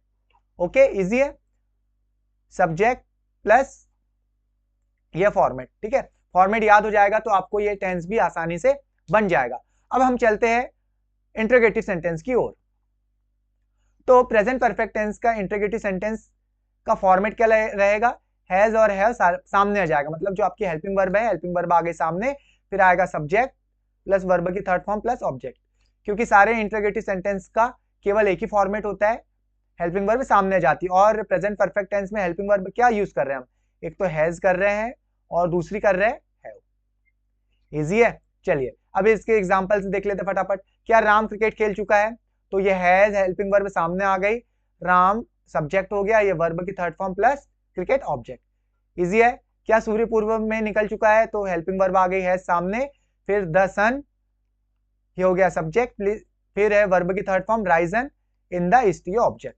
क्या वे स्कूल गए, तो वे के साथ में हेल्पिंग वर्ब आ गई हैव, वे के लिए हो गया दे, और स्कूल जाने को बोलते हैं गो टू स्कूल, तो वर्ब की थर्ड फॉर्म हो गई गॉन। ओके, क्या मैं गाना गा चुका हूं, क्या मैं गाना गा चुका हूं, तो क्या बनेगा, हैव आई संग अ सॉन्ग। ओके, चलिए अब नेक्स्ट देखते हैं। प्रेजेंट, ये हो गया आपका प्रेजेंट परफेक्ट टेंस। अब इसके बाद में हम देखते हैं प्रेजेंट परफेक्ट कंटिन्यूअस टेंस। देखिए, आपने अभी देखे प्रेजेंट इंडेफिनिट या फिर सिंपल, दूसरा देखे कंटिन्यूअस, थर्ड देखे परफेक्ट। अब चूंकि सिंपल, कंटिन्यूअस, परफेक्ट इसके बाद में आता है, कंटिन्यूअस और परफेक्ट को मिला दो तो परफेक्ट कंटिन्यूअस।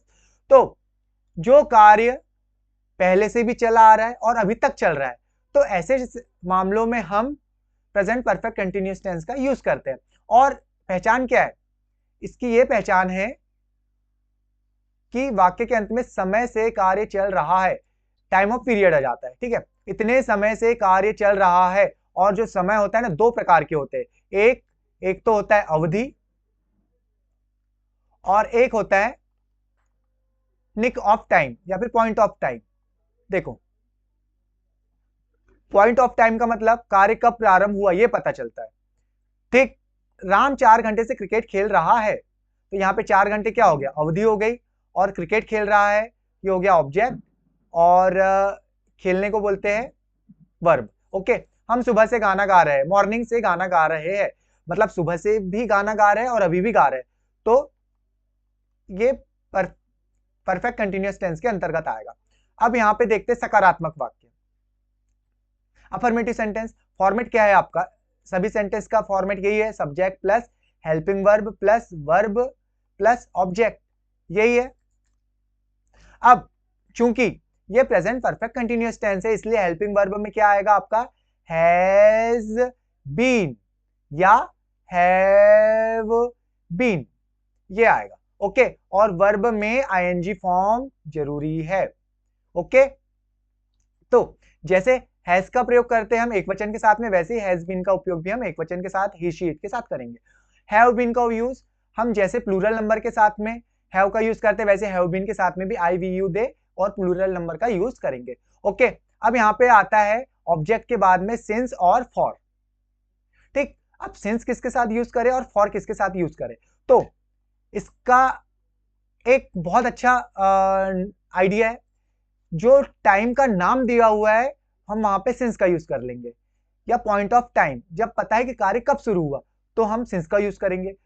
और यदि बात अवधि की हो, इतने समय से चल रहा है, इतने वर्ष हो गए, इतने दिन हो गए, तब हम यूज करेंगे यहाँ पे फॉर का।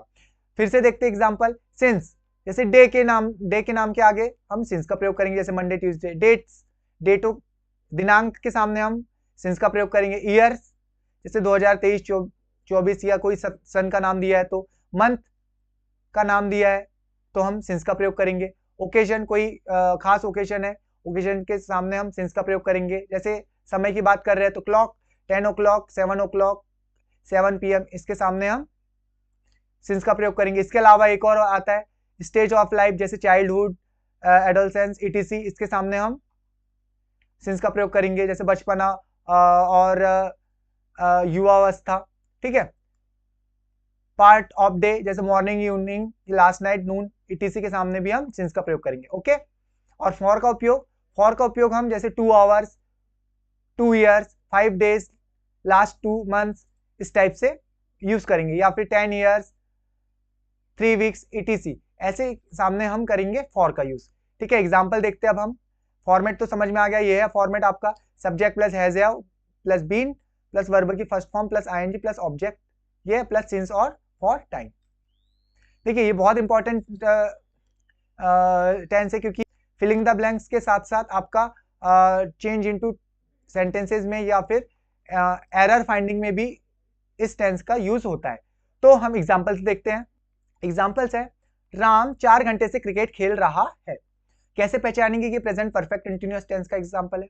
देखो, सबसे पहले तो रहा है आ गया, तो समझ जाएंगे कि ING वाला फॉर्म लगेगा ही लगेगा इसमें, कंटीन्यूअस।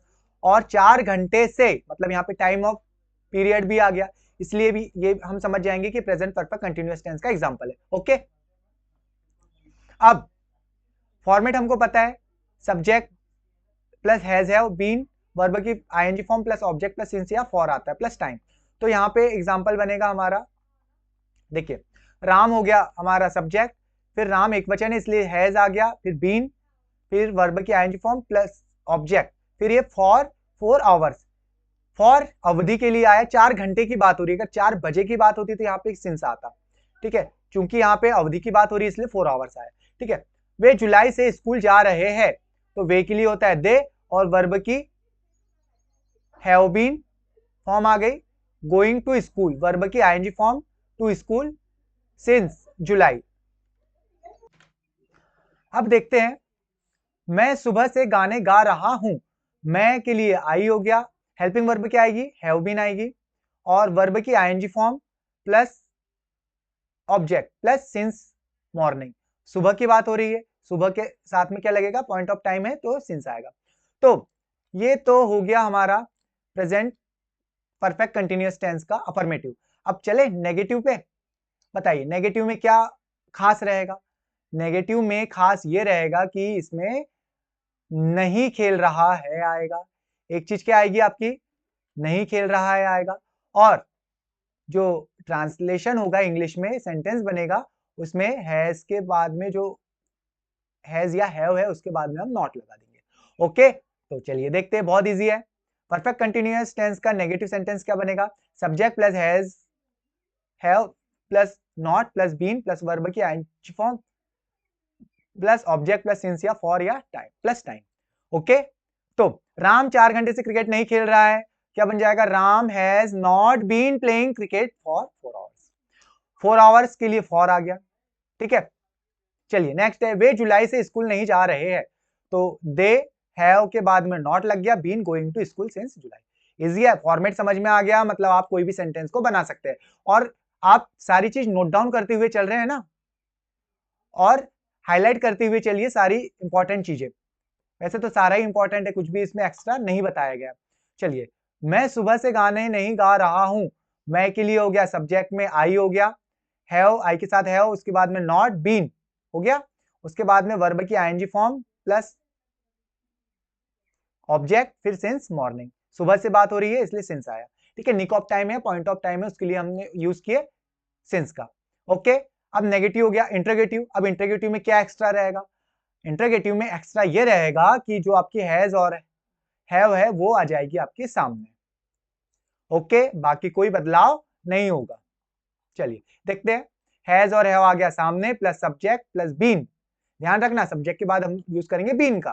फिर वर्ब की ING form plus object plus since या फॉर प्लस टाइम।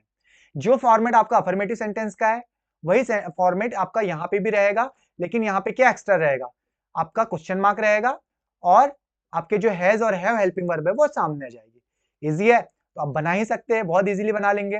राम 4 घंटे से क्रिकेट खेल रहा है, क्या लग गया सामने, क्या राम 4 घंटे से क्रिकेट खेल रहा है, तो क्या बनेगा, राम एक वचन है इसलिए हमने लगा दिया हमने हैज, और हो गया यहाँ पे सब्जेक्ट राम, बीन वर्ब की आईएनजी फॉर्म, ऑब्जेक्ट फॉर या सिंस आता है ना यहाँ पे, तो हमने यहाँ पे लगा दिए फॉर 4 आवर्स, 4 घंटे से। इजी है तो बताइए, बहुत इजी जा रहा है। यहाँ पे आपने चारों टेंस कवर कर लिए हैं, बस ये 2 एग्जांपल रह गए प्रेजेंट परफेक्ट कंटिन्यूअस टेंस के। इसके अलावा आपने प्रेजेंट टेंस के 12 एग्जांपल्स कंप्लीट कर लिए हैं। तो बताइए कहीं दिक्कत गई क्या?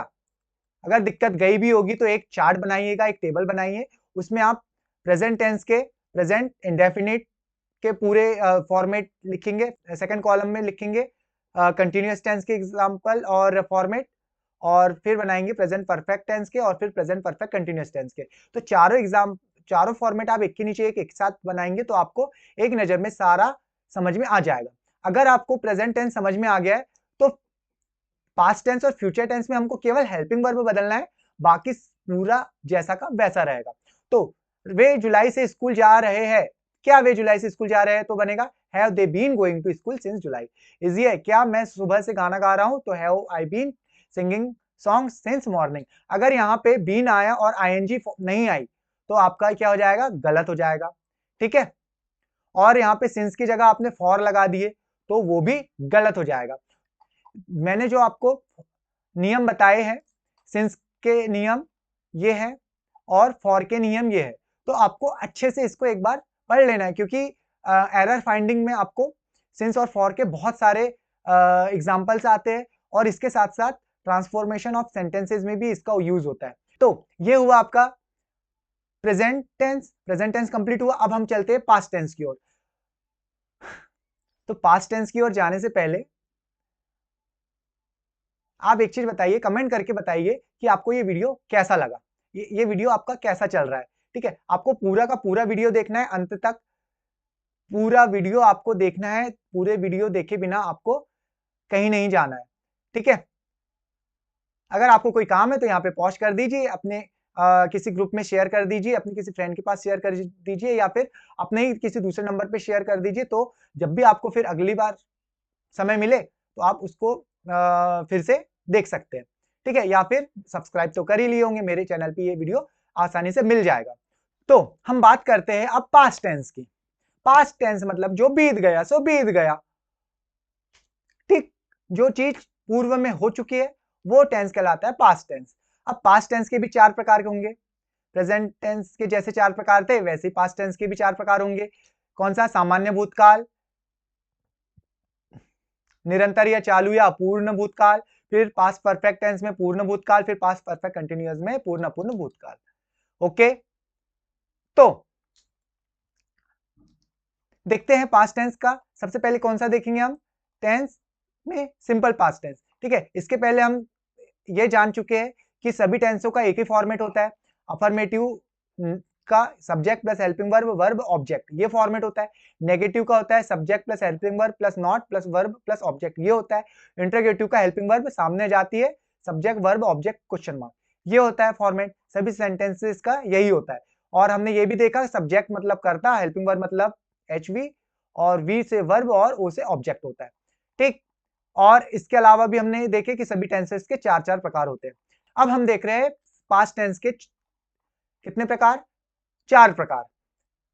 सबसे पहले देखते हैं हम सिंपल पास्ट टेंस या फिर सामान्य भूतकाल। सामान्य भूतकाल, अच्छा, टेंस का फॉर्मेट क्या होता है, सब्जेक्ट होता है plus helping verb plus object, ये फॉर्मेट होता है हमारा। लेकिन जो सिंपल पास्ट टेंस है उसमें हेल्पिंग वर्ब का यूज नहीं होता है। Helping verb actually simple past tense में लगती है डिड, लेकिन जो डिड होती है ये हिडन होती है, छिपी हुई होती है, दिखती नहीं है। उसकी जगह पे हम क्या करते हैं, डिड की जगह पे हम वर्ब में सेकंड फॉर्म लगाते हैं। वर्ब की सेकंड फॉर्म केवल एकमात्र सेंटेंस में लगती है, एकमात्र टेंस में लगती है। कौन सा टेंस है वो? सिंपल पास्ट टेंस, और वो भी उसका अफर्मेटिव। नेगेटिव बनेगा तो सेकंड फॉर्म हटा के हम डिड का प्रयोग करेंगे। ओके, अब देखिए पहचान क्या है इस टेंस की। सामान्य भूतकाल के हिंदी के वाक्यों में गया, गई, ये, या, ये इत्यादि शब्द आते हैं। जैसे सूरज निकला, उसने खेला, कूदा, रोया, गाया, घंटी बजी इत्यादि। ठीक है, मतलब जो कार्य समाप्त हो चुका है भूतकाल के रूटीन कार्य के लिए इस टेंस का प्रयोग करते हैं। ठीक है, जो कार्य समाप्त हो चुका है या फिर भूतकाल के रूटीन वर्क के लिए हम इसका प्रयोग करते हैं। ठीक है, जैसे सूर्य पूर्व से निकला, जैसे राम ने क्रिकेट खेला, उन्होंने गाना गाया इत्यादि। अब हम देखते हैं सकारात्मक वाक्य। जैसा कि अभी मैंने आपको फॉर्मेट बताया, सब्जेक्ट प्लस वर्ब की सेकंड फॉर्म प्लस ऑब्जेक्ट, ये फॉर्मेट होता है। अब हेल्पिंग वर्ब सहायक क्रिया, इसमें डिड छिपी हुई है, हम यूज नहीं करते। जैसे कि हम प्रेजेंट इंडेफिनिट टेंस में डू और डज का प्रयोग नहीं करते हैं। मतलब प्रेजेंट इंडेफिनिट टेंस के अफर्मेटिव में हम डू और डज का उपयोग ना करके वर्ब में एज या ईएस लगाते हैं। ठीक है, वर्ब में एज या ईएस लगाते हैं, और जब नेगेटिव बनना रहता है तो डू और डज का यूज कर लेते हैं हेल्पिंग वर्ब के रूप में। वैसे ही पास्ट इंडेफिनिट टेंस में हम कौन सा उपयोग करेंगे? डिड का। अब देखो, सबसे सरल टेंस है, लेकिन हमको वर्ब की सेकंड फॉर्म पता होनी चाहिए। क्या?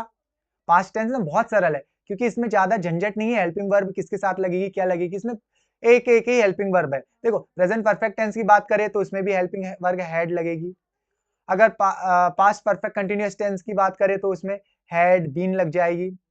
जैसे कि इस टेंस की बात करें तो उसमें डिड लग रही है। तो सिंगुलर नंबर, प्लूरल नंबर सबके साथ में डिड लगती है, लेकिन बस पास्ट कंटिन्यूअस टेंस के साथ में हमको ध्यान रखना पड़ता है, वाज और वर लगती है। ओके, तो चलिए एग्जाम्पल से देख लेते हैं। राम ने क्रिकेट खेला, खेला, खेला, यहां से समझ में आ जाएगा हमको कि ये कौन सा टेंस है? पास्ट इंडेफिनिट टेंस है। अब पास्ट इंडेफिनिट टेंस का फॉर्मेट क्या होता है? सब्जेक्ट प्लस वर्ब की सेकंड फॉर्म प्लस ऑब्जेक्ट, ये फॉर्मेट होता है। तो राम, ये हो गया सब्जेक्ट हमारा राम, फिर वर्ब की सेकंड फॉर्म, वर्ब कौन सी लगी है? खेलने, खेलना है। खेलने को क्या बोलते हैं इंग्लिश में? प्ले बोलते हैं। तो क्योंकि वर्ब की सेकंड फॉर्म है तो वर्ब की सेकंड फॉर्म क्या हो गई यहाँ पे? प्ले की second form played. Third form होती है प्लेड। सेकंड और थर्ड दोनों सेम होती है। ठीक, राम प्लेड क्रिकेट, तो बन गया राम से राम, फिर वर्ब की सेकंड फॉर्म प्लेड हो गया, फिर ऑब्जेक्ट हो गया क्रिकेट। अब सूर्य पूर्व से निकला, द सन, ये हो गया आपका सब्जेक्ट, फिर निकला, उगा, उदय हुआ, तो इसको बोलते हैं रोज। जैसे कि राइज होता है आपका, राइज मतलब उगना, उदय होना, इसकी सेकंड फॉर्म है रोज और थर्ड फॉर्म है राइजन। तो हम कौन से फॉर्म का यूज कर रहे हैं? यहाँ पे हम सेकंड फॉर्म का यूज कर रहे हैं। ओके, ये रोज का, तो the sun rose from the east. अगला देखते हैं, वे स्कूल गए, they went to school. They के लिए हम वे का यूज करेंगे, वे के लिए दे का यूज करेंगे। और गए, गए को बोलते हैं गो। गो की यहाँ पे लग गई सेकंड फॉर्म, क्या होती है गो की तीन फॉर्म? गो, वेंट और गॉन। ओके, तीन फॉर्म हो गई। आपको ना वर्ब की तीन फॉर्म याद करना जरूरी है, क्योंकि वर्ब की तीन फॉर्म अगर याद नहीं करेंगे तो आप सेंटेंसेस कैसे बना पाएंगे। इसलिए वर्ब की तीन फॉर्म याद करना बहुत जरूरी है। ठीक है, चलिए अगला देखते हैं अपन, पास्ट इंडेफिनिट टेंस का नकारात्मक वाक्य।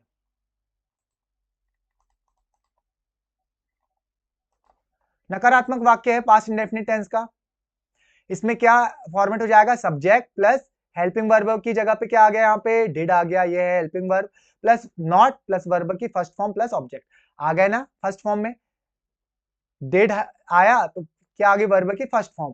डिड गया तो वर्ब की सेकंड फॉर्म आ जाती है। मतलब present sorry past indefinite tense में हम क्या वर्ब की सेकंड फॉर्म का यूज करते हैं। ओके, चलिए अब हम एग्जांपल्स देखते हैं। राम ने क्रिकेट नहीं खेला, तो राम हो गया सब्जेक्ट, फिर डिड नॉट, नहीं खेला के लिए डिड नॉट आ गया, फिर वर्ब की फर्स्ट फॉर्म क्या हो जाएगी यहाँ पे? खेलने को बोलते हैं प्ले, ऑब्जेक्ट हो गया हमारा क्रिकेट। ओके, मैंने कोशिश किया है कि सारे एग्जाम्पल्स एक से लिए जाए सारे टेंसेस में, ताकि आप इसका कंपैरिजन करके आसानी से समझ सके कि हम कितना सही कर रहे हो कितना गलत कर रहे हैं। ओके, इसमें यह समझ में आ जाता है कि कौन से टेंस में कौन सा एग्जाम्पल किस तरह से बनेगा। ठीक है, अगला है सूर्य पूर्व से नहीं निकला। नहीं निकला, कहां से निकला, तो क्या बनेगा क्वेश्चन। ये तो केवल एग्जाम्पल है, सूर्य तो पूर्व से ही निकलेगा, लेकिन एग्जाम्पल है तो द सन, ये हो गया आपका सब्जेक्ट, फिर है डिड नॉट, हेल्पिंग वर्ब हो गई, फिर वर्ब की फर्स्ट फॉर्म ही आएगी फ्रॉम द ईस्ट, से बोला है इसलिए आया है फ्रॉम, और अगर में रहता तो यहाँ पे हम इन का प्रयोग करते हैं। ठीक है, प्रीपोजिशन, ठीक है, प्रीपोजिशन का वीडियो आपको देखना पड़ेगा उसके लिए। इन, फ्रॉम इत्यादि, ऑन, एट, ये सब चीजें प्रीपोजिशन के अंतर्गत आते हैं।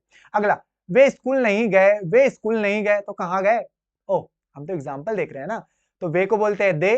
डिड नॉट, नहीं गए के लिए डिड नॉट, फिर वर्ब की first form plus object. Easy है। चलिए, ये हो गया पास्ट इंडेफिनिट टेंस। अब हम देख रहे हैं पास्ट इंडेफिनिट टेंस का इंट्रोगेटिव सेंटेंसेस, मतलब प्रश्नवाचक वाक्य हम कैसे बना सकते हैं। तो देखिए, हेल्पिंग वर्ब सामने आ गई, फिर सब्जेक्ट प्लस वर्ब की first form plus object. Easy है, हेल्पिंग वर्ब ही तो सामने लगाना है, बाकी है ही क्या, और नेगेटिव में क्या, हेल्पिंग वर्ब के साथ नॉट लगा देना, बहुत सिंपल। तो है ना सरल टेंसेस, बेवजह की टेंशन हो रही थी, तो है ना टेंसेस आसान, केवल हमको फॉर्मेट समझना है और सभी टेंसेस को सीक्वेंस से समझना और कंपैरिजन करते हुए पढ़ते हुए चलना है। ठीक है, पास्ट इंडेफिनिट टेंस में हम डिड का प्रयोग कर रहे हैं, और प्रेजेंट में क्या यूज कर रहे थे, वर्तमान काल। जल्दी बताइए, जल्दी बताइए, कमेंट करके बताइए। डू या डस का यूज कर रहे थे हम वहां पे, और डू लग रहा था प्लूरल नंबर के साथ और डज लग रहा था सिंगुलर नंबर के साथ, एक वचन के साथ। ओके, चलिए, ये हो गया। राम, क्या राम क्रिकेट खेला, राम ने क्रिकेट खेला क्या, तो हेल्पिंग वर्ब हमारी डिड सामने आ गई, फिर है सब्जेक्ट, फिर है वर्ब की first form plus object. Easy है। चलिए अगला, क्या सूर्य पूर्व से निकला, तो क्या के लिए हमको वॉट लगाना है, क्या नहीं लगाना है, अभी तक तो लगाते रहे होंगे, लेकिन अब से नहीं लगाना है, केवल क्वेश्चन पूछने के लिए हम वॉट लगाते हैं, हाँ या ना में जवाब पूछने के लिए हम हेल्पिंग वर्ब को सामने लगा दे तो काम चल जाता है। तो did the sun rise in the east, क्या सूर्य पूर्व से निकला, तो डिड हेल्पिंग वर्ब सामने लग गई, द सन ये हो गया हमारा सब्जेक्ट, फिर हो गया वर्ब की फर्स्ट फॉर्म प्लस ऑब्जेक्ट। ठीक है, क्या वे स्कूल गए, क्या के लिए क्या लग गया डिड, फिर है वे के लिए आ गया दे, गो टू स्कूल। अगर बोलता वे स्कूल गए तो हम गो की जगह क्या लगाते हैं, वेंट लगाते हैं, क्योंकि यहाँ पे क्या बात हो रही है, क्या क्वेश्चन पूछ रहा है ना, इसलिए हेल्पिंग वर्ब सामने लग गई और यहाँ पे लग गया क्वेश्चन मार्क। इजी है। तो ये हो गया पास्ट इंडेफिनिट टेंस, खत्म, समाप्त। तो अब हम चलते हैं पास्ट कंटिन्यूअस टेंस की ओर। पास्ट कंटिन्यूअस टेंस की ओर बढ़ने से पहले आप बताइए कि क्या फॉर्मेट होता है टेंस का। फॉर्मेट होता है किसी भी सेंटेंस का subject plus helping verb plus object. बस बदलाव कहां आता है, हेल्पिंग वर्ब में आता है बदलाव, और वर्ब की फॉर्म्स में बदलाव आता है। अब हम कंटिन्यूअस की ओर बढ़ रहे हैं, तो कंटिन्यूअस की ओर बढ़ने से पहले मुझे बताइए कि कंटिन्यूअस में क्या आता है, रहा शब्द का यूज होगा तो वर्ब में क्या लग जाएगा, आईएनजी लग जाएगा, और हेल्पिंग वर्ब क्या लग जाएगी, वॉज या वर। ओके, अब हम देख रहे हैं पास्ट कंटिन्यूअस टेंस। तो पास्ट कंटिन्यूअस टेंस, जैसा कि आपको पता है कि सेंटेंसेस, जैसा कि आपको पता है कि टेंस का फॉर्मेट एक ही होता है, कौन सा होता है, subject plus helping verb plus object. बार बार इसलिए मैं रिपीट कर रहा हूं कि आपको ये दिमाग में बैठ जाना चाहिए कि सब्जेक्ट बाद हेल्पिंग वर्ब आती है, फिर वर्ब आती है, फिर ऑब्जेक्ट आता है। तो केवल बदलाव कहां होता है, केवल हेल्पिंग वर्ब में और वर्ब में बदलाव होता है। आगे देखते हैं हम यहाँ पे, क्योंकि ये भूतकाल की बात हो रही है इसीलिए, और निरंतर भूतकाल कंटिन्यूअस टेंस की बात हो रही है। कंटिन्यूअस टेंस में क्या आ जाएगा आपका, रहा शब्द आ गया, और भूतकाल है इसलिए था, रहा था शब्द का यूज हम करेंगे, मतलब वाक्य के अंत में रहा था, रही थी, रहे थे, रहा था। आपको टेंस समझ में नहीं आ रहा था, लेकिन अब आ रहा है। आ रहा है बोले तो प्रेजेंट कंटिन्यूअस, और नहीं आ रहा था, तो पास्ट कंटिन्यूअस टेंस। ठीक है, राम क्रिकेट खेल रहा था और हम गाना गा रहे थे, ये एग्जांपल्स हो गए आपके इसके प्रेजेंट पास्ट कंटिन्यूअस टेंस के। अब देखते हैं पास्ट कंटिन्यूअस टेंस का फॉर्मेट। फॉर्मेट तो आपको पता है, subject plus helping verb. Helping verb कौन सी लग रही है इसमें, वॉज और वर, फिर वर्ब की आईएनजी फॉर्म यहाँ पे लगेगी। इजी है, सब्जेक्ट के बाद में हेल्पिंग वर्ब, हेल्पिंग वर्ब हमने याद कर लिए वॉज या वर। बस इतना बता दीजिए कि वॉज का प्रयोग एक वचन के साथ होता है या बहुवचन के साथ में होता है। जैसे वर का प्रयोग वी यू दे और प्लूरल नंबर के साथ वर का, और वॉज का आई ही शी इट और सिंगुलर नंबर के साथ। ठीक है, आई के साथ किस चीज का प्रयोग करेंगे हम, वॉज का प्रयोग करेंगे। ठीक है, चलिए एग्जाम्पल से देख रहे हैं हम। राम क्रिकेट खेल रहा था, फॉर्मेट आपको पता ही है, सब्जेक्ट प्लस वॉज या वर लगेगी, लेकिन राम एक वचन है इसलिए वॉज लगी, और खेलने को क्या बोलते हैं, प्ले बोलते हैं, और उसमें आईएनजी लग गई क्योंकि रहा के लिए आईएनजी लगाना जरूरी है, और क्रिकेट ऑब्जेक्ट हो गया। ओके, सूर्य पूर्व में निकल रहा था,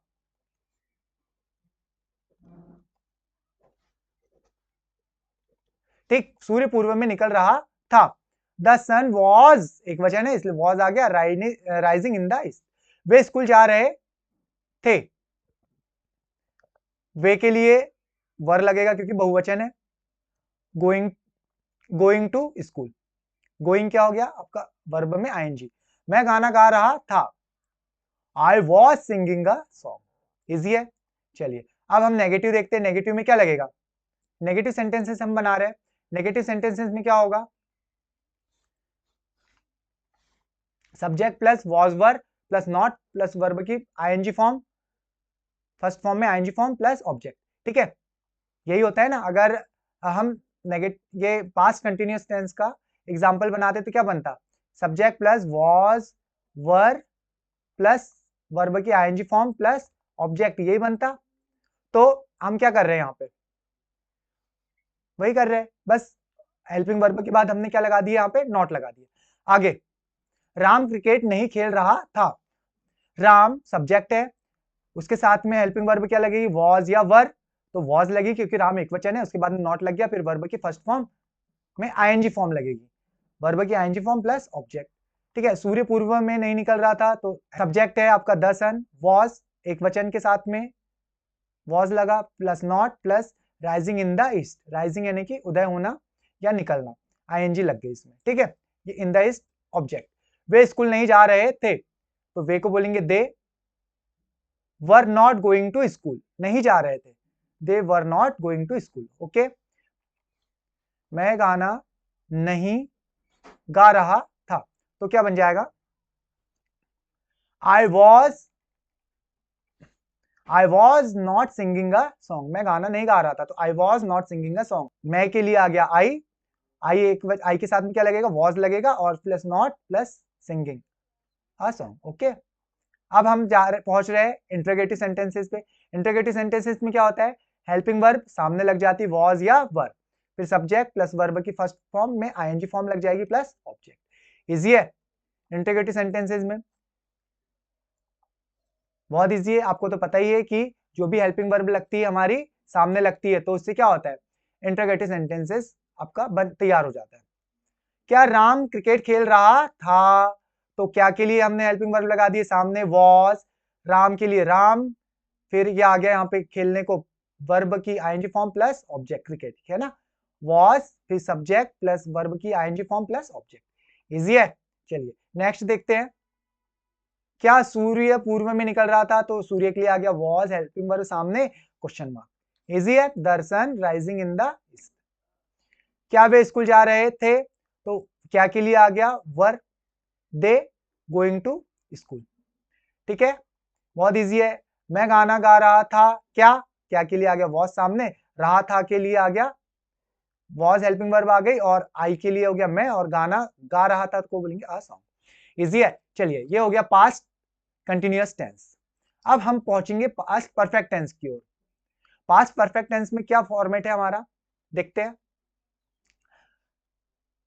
subject plus had plus verb की थर्ड फॉर्म प्लस ऑब्जेक्ट। चूंकि परफेक्ट टेंस है इसलिए वर्ब की थर्ड फॉर्म लगेगी ही लगेगी, तो क्या आएगा उसमें, चुका था। था शब्द का यूज करेंगे हम, चुका था। चलिए देखते हैं। चलिए ये है पास्ट परफेक्ट टेंस, पूर्ण भूतकाल जिसे हम कहेंगे। वाक्य के अंत में क्या आ रहा है, चुका था, चुके थे, चुका था, चुकी थी इत्यादि शब्द आ रहे हैं। ओके, जैसे कि राम क्रिकेट खेल चुका था, हम गाना गा चुके थे। ठीक, क्योंकि ये पूर्ण भूतकाल है। जैसे पूर्ण वर्तमान काल में क्या था, चुका है, और इसमें क्या आ रहा है, चुका था। यही अंतर है। और पास्ट परफेक्ट टेंस में जो हेल्पिंग वर्ब यूज करेंगे हम, कौन सी करेंगे, हैड, और सबसे सरल होता है ये टेंस। ठीक है, तो कैसे, जहां पे हम प्रेजेंट परफेक्ट टेंस में सब्जेक्ट में हैड की जगह पे हैज या हैव का यूज करते थे, वैसे ही पास्ट परफेक्ट टेंस में हम हैड का यूज करेंगे और वर्ब की 3 थर्ड फॉर्म यहाँ पे रहेगी। इजी है। चलिए हम आगे बढ़ते हैं, फॉर्मेट तो पता चल गया। फटाफट इससे एग्जांपल देखते हैं। हैड का उपयोग सभी फॉर्म्स के साथ में, मतलब सभी नंबर्स के साथ में होता है, एक वचन हो चाहे बहुवचन हो। यहाँ पे भेदभाव बिल्कुल भी नहीं है। एग्जाम्पल देखते हैं अपन। राम क्रिकेट खेल चुका था, तो Ram had played cricket. Okay, had क्या हो गया, आपकी हेल्पिंग वर्ब, और वर्ब की आईएनजी, वर्ब की थर्ड फॉर्म होगी प्लेड, और ये हो गया ऑब्जेक्ट। इजी है। सूर्य पूर्व में निकल चुका था, तो सूर्य के लिए जाएगा द सन, और हेल्पिंग वर्ब आ गई हैड। राइज का third form risen in the east. Okay, वे स्कूल जा चुके थे, they had gone to school. मैं गाना गा चुका था, तो मैं के साथ में भी हैड ही आएगा। ठीक है, यहाँ पे एक वचन बहुवचन का कोई रोल काल ही नहीं है, सबके साथ में हेल्पिंग वर्ब हैड आएगी। चलिए अब नेगेटिव देखते हैं। नेगेटिव में क्या आएगा, नेगेटिव में ये आएगा कि हेड के साथ में हम नॉट लगा देंगे। हो गया, बहुत इजी है, वर्ब की थर्ड फॉर्म और ऑब्जेक्ट रहेगा ही रहेगा। राम क्रिकेट नहीं खेल चुका था, तो Ram had not played cricket, easily बन जाएगा। सूर्य पूर्व में नहीं निकला था, नहीं निकल चुका था, तो the sun had not risen in the east, easy है। वे स्कूल नहीं जा चुके थे, तो they had not gone to school, बहुत इजी है। मैं के साथ में आई लग गया, और ये हो गया हेल्पिंग वर्ब हैड, और उसके साथ लग गया नॉट, फिर वर्ब की थर्ड फॉर्म प्लस ऑब्जेक्ट। जो आपका ये फॉर्मेट है ना, फॉर्मेट के आधार पे ही आप सारे के सारे टेंसेस बना रहे हो और सारे सेंटेंसेस कंप्लीट कर रहे हो। ठीक, अब हम देखते हैं इंटरोगेटिव सेंटेंस। इसमें हेल्पिंग वर्ब कहां आ जाएगी, हेल्पिंग वर्ब इसमें यहां आ जाएगी, हैड सामने आ जाएगी। ठीक है, हेल्पिंग वर्ब आ गई आपकी सामने, हैड। ठीक है, फिर सब्जेक्ट, फिर वर्ब की third form plus object. Easy है। पास्ट परफेक्ट टेंस, जैसे प्रेजेंट परफेक्ट टेंस में हैड की जगह पे क्या था, हैज और हैव था, कि केवल हमको यहाँ पे हैड का यूज करना है। हैज हम एक वचन के साथ कर रहे थे, और हैव प्लूरल नंबर के साथ, बहुवचन के साथ कर रहे थे, लेकिन हम हैड यहाँ पे एक ही हेल्पिंग वर्ब यूज करेंगे। एग्जांपल से देख लेते हैं। क्या राम क्रिकेट खेल चुका था, तो हैड राम प्लेड क्रिकेट बनेगा। हेल्पिंग वर्ब सामने आ गई, चुका था इसलिए हैड हेल्पिंग वर्ब आई। क्या सूर्य पूर्व से निकल चुका था, हैड हेल्पिंग वर्ब सामने आ गई। ठीक है, बाकी जैसा का वैसा। क्या वे स्कूल जा चुके थे, तो had they gone to school. क्या मैं गाना गा चुका था, तो हैड आई संग अ सॉन्ग। इजी है। हेल्पिंग वर्ब आ गई सामने, फिर है सब्जेक्ट, फिर वर्ब की third form plus object. Easy है। ये भी हो गया आपका इंटरोगेटिव सेंटेंस। अब अभी हमने कौन कौन से टेंसेस किए, हमने किए past indefinite tense, past continuous tense और पास्ट परफेक्ट टेंस। अब हम चलते हैं अगले टेंस की ओर, जो पास्ट परफेक्ट टेंस और कंटिन्यूअस टेंस दोनों का कॉम्बिनेशन होता है, पास्ट परफेक्ट कंटिन्यूअस टेंस में। अब हम बात करते हैं पास्ट परफेक्ट कंटिन्यूअस टेंस की, पूर्ण अपूर्ण भूतकाल। पूर्ण अपूर्ण भूतकाल के हिंदी के वाक्यों के अंत में क्या आता है, इतने समय से कार्य चल रहा था। ठीक है, जो कार्य भूतकाल में शुरू हुआ, चला और भूतकाल में ही खत्म हो गया, वो कौन सा टेंस कहलाएगा, आपका पास्ट परफेक्ट कंटिन्यूअस टेंस। वाक्य के अंत में क्या आएगा, रहा था। ठीक है, इसमें भी वही जैसे प्रेजेंट परफेक्ट कंटिन्यूअस टेंस में था, 4 घंटे से क्रिकेट खेल रहा, इसमें आएगा था, और प्रेजेंट टेंस में क्या था, है, और फ्यूचर टेंस में क्या आएगा, होगा। ठीक है, हम सुबह से गाना गा रहे थे। ठीक, ये हो गया एग्जांपल्स। अब हम आते हैं फॉर्मेट पे। फॉर्मेट ये हमारा वही रहेगा जैसा कि परफेक्ट टेंस में था, हेड के साथ में क्या आ गया, बीन आ गई, और वर्ब की आईएनजी फॉर्म आ गई। मतलब जो हमारा format present perfect continuous tense में था, वही फॉर्मेट यहाँ पे भी रहेगा, लेकिन हेल्पिंग वर्ब क्या आ जाएगी, यहाँ पे हैड आ जाएगी, और उसमें क्या था, हैज था और हैव था। ठीक है, यहाँ पे एक वचन और बहुवचन की कोई झंझट ही नहीं है। और लास्ट में क्या आता है, सिंस और फॉर टाइम। ठीक है, अब हैज बीन का प्रयोग ही शी इट और आई वी यू दे सबके साथ में होता है, ये तो सबको ही पता है, आपको पता है ना। और देखो सिंस का प्रयोग किनके साथ होता है, कब प्रारंभ हुआ कार्य, जैसे date, month, occasion, clock, stage of life, day of part of day, जैसे डे मंडे ट्यूसडे, डेट्स 1 जुलाई 25 अगस्त, ईयर्स इस टाइप से, मंथ्स ओकेशन के सामने, क्लॉक के सामने, कितने बजे, स्टेज ऑफ लाइफ जैसे चाइल्डहुड, एडोलसेंस जैसे बचपना और युवावस्था, part of day, morning, last night, noon इत्यादि। ठीक है, ये हो गया सिंस। फॉर का उपयोग करेंगे हम निश्चित अवधि के लिए, ड्यूरेशन के लिए। अब जैसे कि फॉर 2 आवर्स 2 घंटे से, जैसे फॉर 5 डेज, यहाँ पे अवधि दी हुई है ना। ठीक है, अवधि के सामने हम फॉर का यूज करते हैं। एग्जांपल्स अब लेते हैं हम। राम 4 घंटे से क्रिकेट खेल रहा था। फॉर्मेट क्या होता है हमारा टेंस का, subject plus helping verb. Helping verb क्या आ रही है यहाँ पे, हैड बीन, फिर आती है वर्ब की आईएनजी फॉर्म। वर्ब क्या है यहाँ पे, खेलना, तो हो गया प्लेइंग, क्रिकेट, ये हो गया ऑब्जेक्ट। फिर आता है फॉर आएगा या सिंस आएगा, क्योंकि यहाँ पे 4 घंटे अवधि है, इसलिए यहाँ पे आ गया 4 आवर्स, फॉर 4 आवर्स आ गया। वे जुलाई से स्कूल जा रहे थे, जुलाई एक निश्चित टाइम हो गया ना, इसलिए यहाँ पे आ गया सिंस। ठीक है, वे को बोलेंगे they had been going to school since July. Easy है।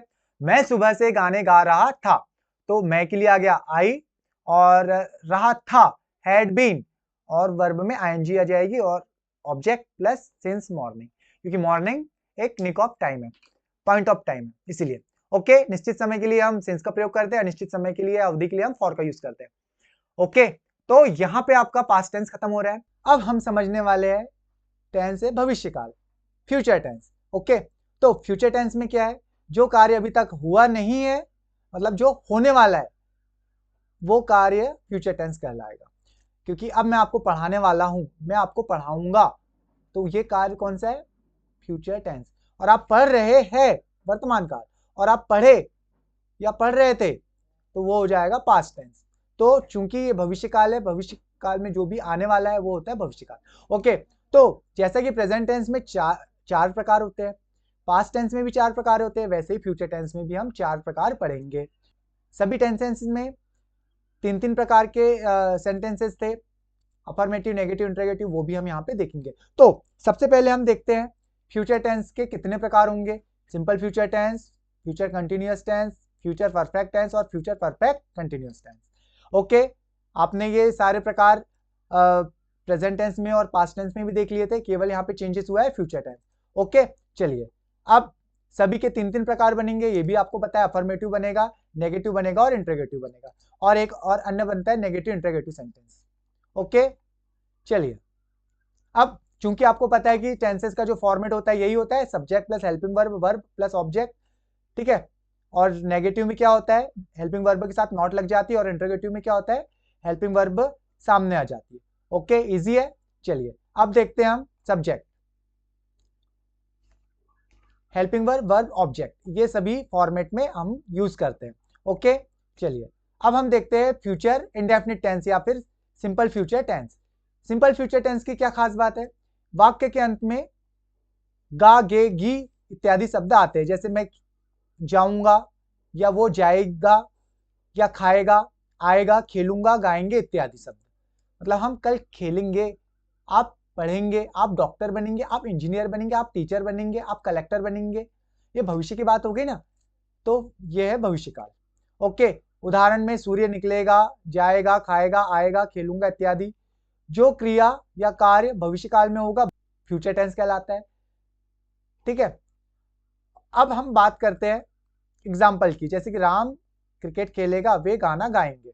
ओके, अब हम देखते हैं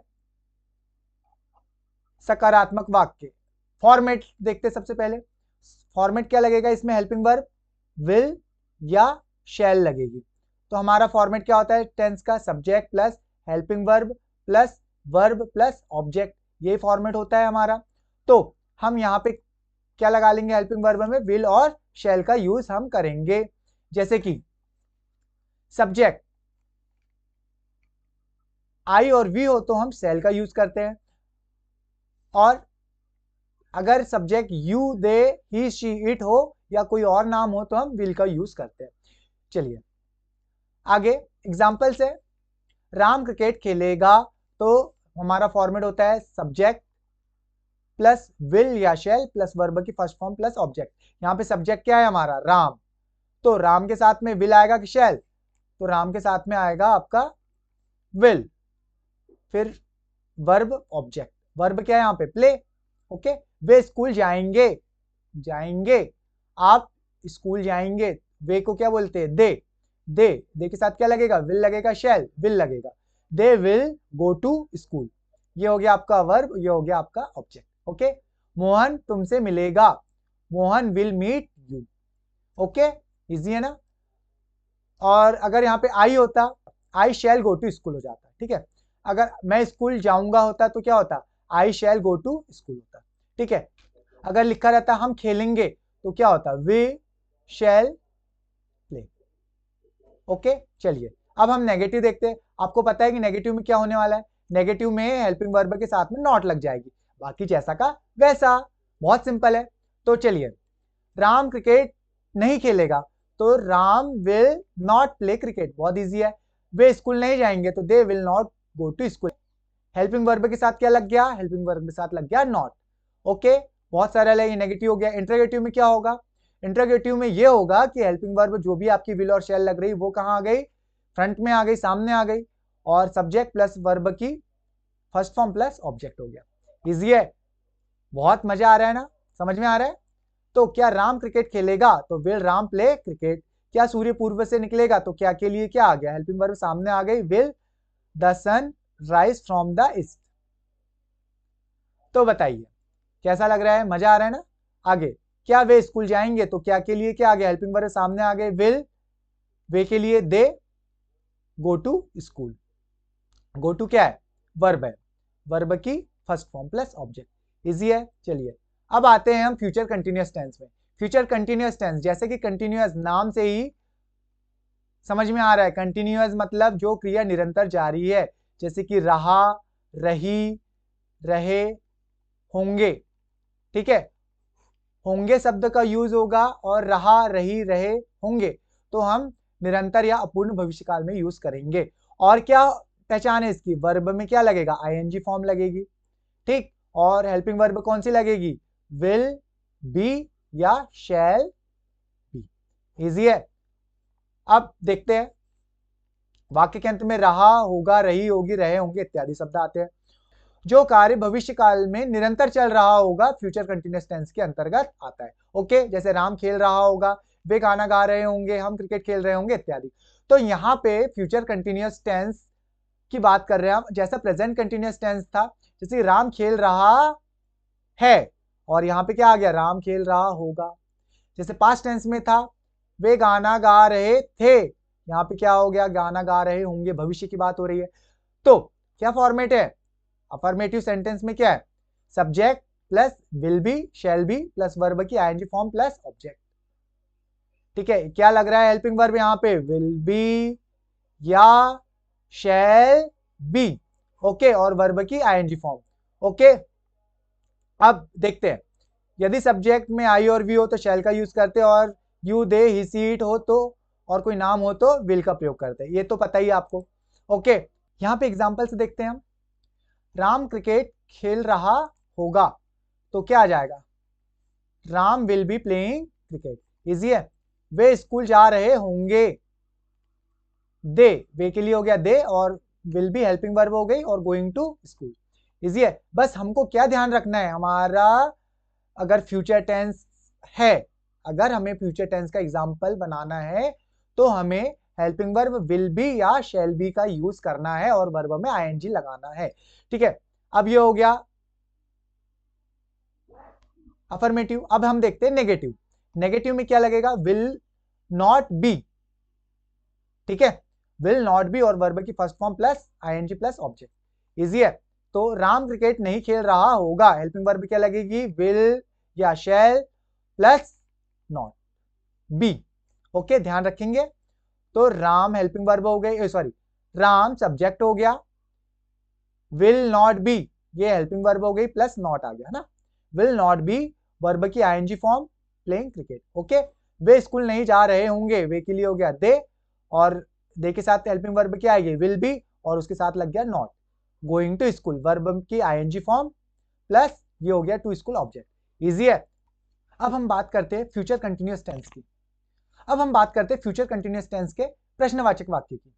प्रश्नवाचक वाक्य बोले तो जिसमें क्या से प्रश्न किया जाता है हाँ या ना में जवाब के लिए। ठीक है, तो फॉर्मेट क्या है हमारा, will shall subject be plus verb की आईएनजी फॉर्म प्लस ऑब्जेक्ट। ठीक है, तो क्या राम क्रिकेट खेल रहा होगा, तो will Ram be playing cricket बनेगा। यहाँ पे क्या है, विल और बी हेल्पिंग वर्ब है, इसके बाद में क्या है हमारा सब्जेक्ट है, फिर प्लेइंग वर्ब की आईएनजी फॉर्म प्लस ऑब्जेक्ट। ठीक है, क्या सूर्य पूर्व से निकल रहा होगा, तो will the sun be, will be क्या हो गया हमारी हेल्पिंग वर्ब हो गई, राइजिंग फ्रॉम द ईस्ट। ठीक है, ये ऑब्जेक्ट। क्या वे स्कूल जा रहे होंगे, will they be going to school. Easy है। तो यहां पे हमारा फ्यूचर कंटिन्यूअस टेंस कंप्लीट होता है। अब हम चलते हैं फ्यूचर परफेक्ट टेंस की ओर। फ्यूचर परफेक्ट टेंस में क्या होता है, इसके वाक्य के अंत में क्या आता है, चुका होगा, चुकी होगी, चुके होंगे इत्यादि शब्द आते हैं। ठीक है, तो फ्यूचर परफेक्ट टेंस की और क्या खास बात है, परफेक्ट टेंस में क्या होगा, वर्ब की एक तो थर्ड फॉर्म आएगी, ये मेन होता है, और इसमें हेल्पिंग वर्ब कौन सी लगेगी, विल, हैव और शैल हैव, ये हेल्पिंग वर्ब हमारी लगेगी। ओके, एग्जाम्पल क्या बनेंगे, राम खेल चुका होगा, या वे गाना गा चुके होंगे, या हम क्रिकेट खेल चुके होंगे इत्यादि। ठीक है, चलिए फ्यूचर परफेक्ट टेंस के सकारात्मक वाक्य का फॉर्मेट हम देखते हैं। तो सब्जेक्ट है will shall have, okay, will शैल या प्लस हैव, ये हो गया हमारा हेल्पिंग वर्ब, फिर वर्ब की third form plus object. Easy है ना। हमने प्रेजेंट परफेक्ट टेंस के फॉर्मेट देखे थे, सब्जेक्ट प्लस हैज या हैव प्लस वर्ब की थर्ड फॉर्म प्लस ऑब्जेक्ट, ये देखे थे। और पास्ट परफेक्ट टेंस में क्या देखे थे, हैज और हैव की जगह पे क्या देखे थे हमने, हैड देखे थे। अब यहां पे क्या आ गया, विल शैल हैव। ठीक, विल हैव या शैल हैव यहां पे लगेगा। ठीक है, चलिए वर्ब की थर्ड फॉर्म कंपलसरी है परफेक्ट टेंस के लिए। राम क्रिकेट खेल चुका होगा, चुका होगा से समझ जाएंगे कि यहाँ पे वर्ब की थर्ड फॉर्म भी आएगी, और ये चुका होगा आया मतलब परफेक्ट टेंस की बात हो रही है। कौन सा perfect tense, future perfect tense की बात हो रही है। तो राम ये हो गया सब्जेक्ट, विल हैव ये हेल्पिंग वर्ब, वर्ब की third form plus object cricket. ठीक है, वे स्कूल जा चुके होंगे, तो वे के लिए आ गया दे, विल हैव हो गया हेल्पिंग वर्ब, गॉन हो गया वर्ब की third form to school. Easy है।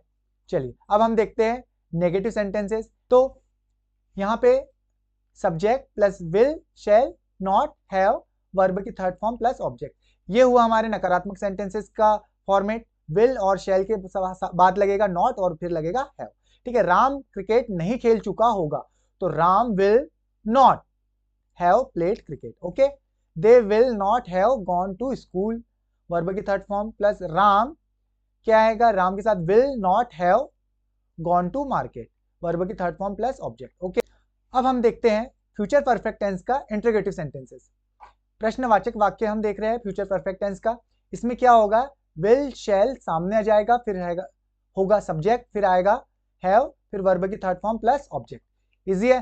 तो देखो, क्या राम क्रिकेट खेल चुका होगा, तो विल फिर आएगा राम हैव प्लेड क्रिकेट। ठीक है, विल या शैल फिर आएगा सब्जेक्ट, फिर आएगा हैव। ठीक है, विल हैव दो भागों में यहां पे बढ़ गया।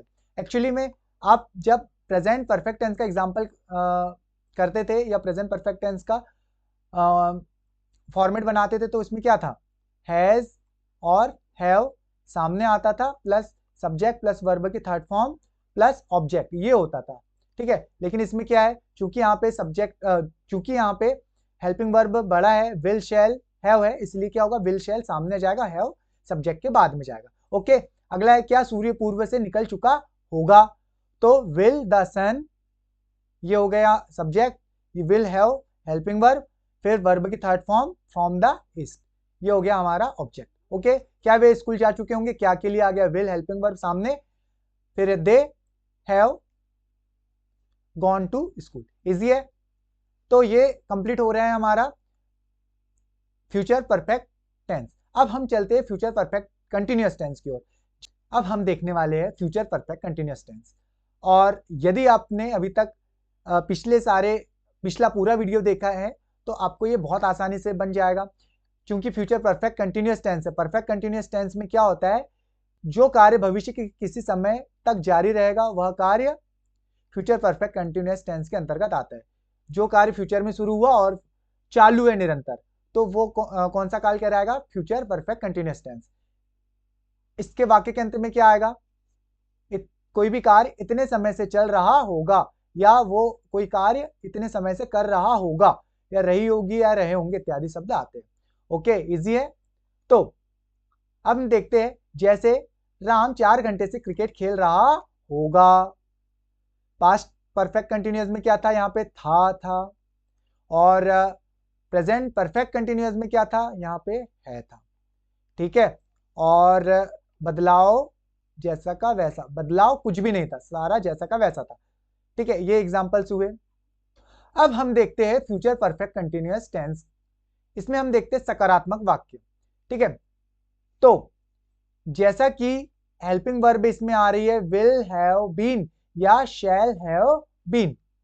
विल किसके साथ लगेगा, विल सभी के साथ लगेगा, केवल आई और वी के साथ छोड़ के। आई और वी सब्जेक्ट रहेगा तो क्या लगेगा, शैल लगेगा। बाकी सब्जेक्ट के साथ में विल लगेगा। फिर वर्ब की आईएनजी फॉर्म लगेगी प्लस ऑब्जेक्ट लगेगा, फिर सिंस और फॉर टाइम। सिंस किसके साथ लगेगा, सिंस लगेगा अगर टाइम हमारा एग्जैक्ट है, पॉइंट ऑफ टाइम है, निश्चित समय है तो। और फॉर किसके साथ लगेगा, टाइम अगर अनिश्चित है या ड्यूरेशन है तो। ओके, ड्यूरेशन है मतलब अवधि है तो। ओके, यहां पे एग्जांपल देखते हैं हम। रोहित 4 बजे से क्रिकेट खेल रहा होगा, तो रोहित क्या है, यहाँ पे सब्जेक्ट सामने आ गया। विल हैव बीन, ये हो गई हेल्पिंग वर्ब, फिर वर्ब की आईएनजी फॉर्म, फिर ये हो गया ऑब्जेक्ट, फिर सिंस 4 o'clock। सिंस क्यों आया, क्योंकि यहाँ पे 4 बजे निश्चित समय हुआ ना, इसलिए 4 o'clock आया। ठीक है, मैं सुबह से गाने गा रहा होऊंगा, तो मैं के लिए आई आ गया, आई के साथ shall have been helping verb हो गई। और गा रहा होऊंगा, रहा आ गया इसलिए आईएनजी आ गई वर्ब में। और क्या किस चीज के गाने की बात कर रही है, सॉन्ग्स की बात कर रही है। सिंस मॉर्निंग, सिंस क्यों आया, क्योंकि मॉर्निंग एक निश्चित समय हुआ। ओके, अब यहाँ पे देखते हैं, अवधि वाली बात आ रही 2 घंटे, तो 2 घंटे के लिए क्या आ गया यहाँ पे, फॉर 2 hours आया। वह के लिए हो गया ही, और ही के साथ क्या आएगा, विल हैव बीन। और रहा होऊंगा तो सिंगिंग, आईएनजी फॉर्म आ गया। इजी है। ये हुए अफर्मेटिव सेंटेंसेस। अब हम देखते हैं नकारात्मक वाक्य, नेगेटिव सेंटेंसेस। इसमें क्या होगा, विल हैव के बाद में नॉट लग जाएगा, बीन जैसा का वैसा, हैव बीन जैसा का वैसा, फिर वर्ब में ING form plus object plus since और फॉर टाइम। आपको तो नियम पता ही है। ठीक है, राम 2 घंटे से क्रिकेट नहीं खेल रहा होगा, तो राम हो गया subject, will not have been ये हो गया आपकी हेल्पिंग वर्ब, विल के बाद क्या लगी, नॉट लगा। ठीक, फिर है वर्ब में आईएनजी, ऑब्जेक्ट, फिर है फॉर 2 hours। 2 घंटे की बात हो रही थी ना, इसलिए 2 hours। ठीक, फॉर 2 hours अवधि की बात है, इसलिए फॉर लगा। वह 4 बजे से नहीं पढ़ रहा होगा, वह के लिए हो गया ही, will not have been, not इसलिए लगा क्योंकि यार नहीं की बात हो रही है। Have been, will not have been helping verb हो गई, स्टडिंग वर्ब में आईएनजी हो गई, सिंस 4 o'clock 4 बजे से निश्चित समय हुआ ना। अब लास्ट है, वे 2 दिनों से स्कूल नहीं जा रहे होंगे, वे के लिए हो गया they will not have been going to school for 2 days। Okay, यहां पे हेल्पिंग वर्ब हो गई will not have been, will के बाद में लग गया नॉट, फिर हैव बीन, फिर वर्ब में ING form plus object for 2 hours। तो यहां पे ये फ्यूचर परफेक्ट कंटिन्यूअस टेंस का नेगेटिव हुआ। तो अब हम देखते हैं फ्यूचर परफेक्ट कंटिन्यूअस टेंस का प्रश्नवाचक वाक्य। तो इंटरोगेटिव सेंटेंसेस, ये लास्ट सेंटेंसेस है, हम इसे देखते हैं। चलिए, क्या फॉर्मेट बनता है? विल और शैल सामने आ जाएगा, फिर सब्जेक्ट, फिर हैव बीन, फिर वर्ब की फर्स्ट फॉर्म में आईएनजी लगेगा, प्लस ऑब्जेक्ट प्लस सिंस और for plus time. Okay, will और शैल सामने लगेगा, बाकी जैसा का वैसा। अब देखते हैं, क्या राम 2 घंटे से क्रिकेट खेल रहा होगा? तो हेल्पिंग वर्ब हो गई विल और हैव बीन, तो विल और हैव बीन के बीच में आ गया यहाँ पे subject. Will Ram have been playing cricket for 2 hours. आपको तो ये नियम पता ही है सिंस और फॉर का। ओके, ठीक है। क्या वह 4 बजे से नहीं पढ़ रहा होगा? तो क्या बनेगा? Will he not have been studying since 4 o'clock। ठीक है, विल पहले आ गया, उसके बाद सब्जेक्ट आ गया, उसके बाद नॉट हैव बीन आ गया। नहीं पढ़ रहा की बात होगी ना, नहीं भी आ गया इसमें। ये नेगेटिव इंटरोगेटिव सेंटेंसेस का एग्जांपल है, ठीक है, जिसमें नहीं भी आ गया। क्या वे 2 दिनों से स्कूल नहीं जा रहे होंगे? तो क्या क्या के लिए विल सामने आ गया, they have been going to school for 2 days। ठीक है, 2 दिनों से, फॉर 2 days ये हो गया। रहे होंगे के लिए गोइंग आ गया, वर्ब में आईएनजी फॉर्म। और हैव बीन क्यों आया? क्योंकि विल हैव बीन क्यों आया? क्योंकि ये फ्यूचर परफेक्ट कंटिन्यूअस टेंस का एग्जांपल है। ठीक है, तो हमने यहां पे प्रेजेंट टेंस के 4 प्रकार, पास्ट टेंस के 4 प्रकार, फ्यूचर टेंस के 4 प्रकार पढ़े, और सभी टेंसेस के हमने 3-3 सेंटेंसेस को यहां पे कवर किया। तो आई होप आपको ये अच्छे से समझ में आ गया होगा। इसी के आधार पर आपके टेंसेस में और भी चीजें हैं, टेंसेस के आधार पे और भी ग्रामर्स होती है, जैसे आपके वॉइस है, जैसे आपके नरेशन है, जैसे क्वेश्चन टैग है, और बहुत सारी चीजें आपकी होती है जो टेंस पर आधारित होती है। तो आई होप कि आपको अच्छे से समझ में आ गया होगा, और आप इसे अपने फ्रेंड्स में शेयर करेंगे, वीडियो को लाइक करेंगे, कमेंट करके जरूर बताएंगे कि वीडियो कैसा लगा, और जो भी डाउट्स है वो भी कमेंट करेंगे। तो प्लीज लाइक कीजिए, शेयर कीजिए और सब्सक्राइब कीजिए our YouTube channel Thackeray sir Gyan को। Thank you.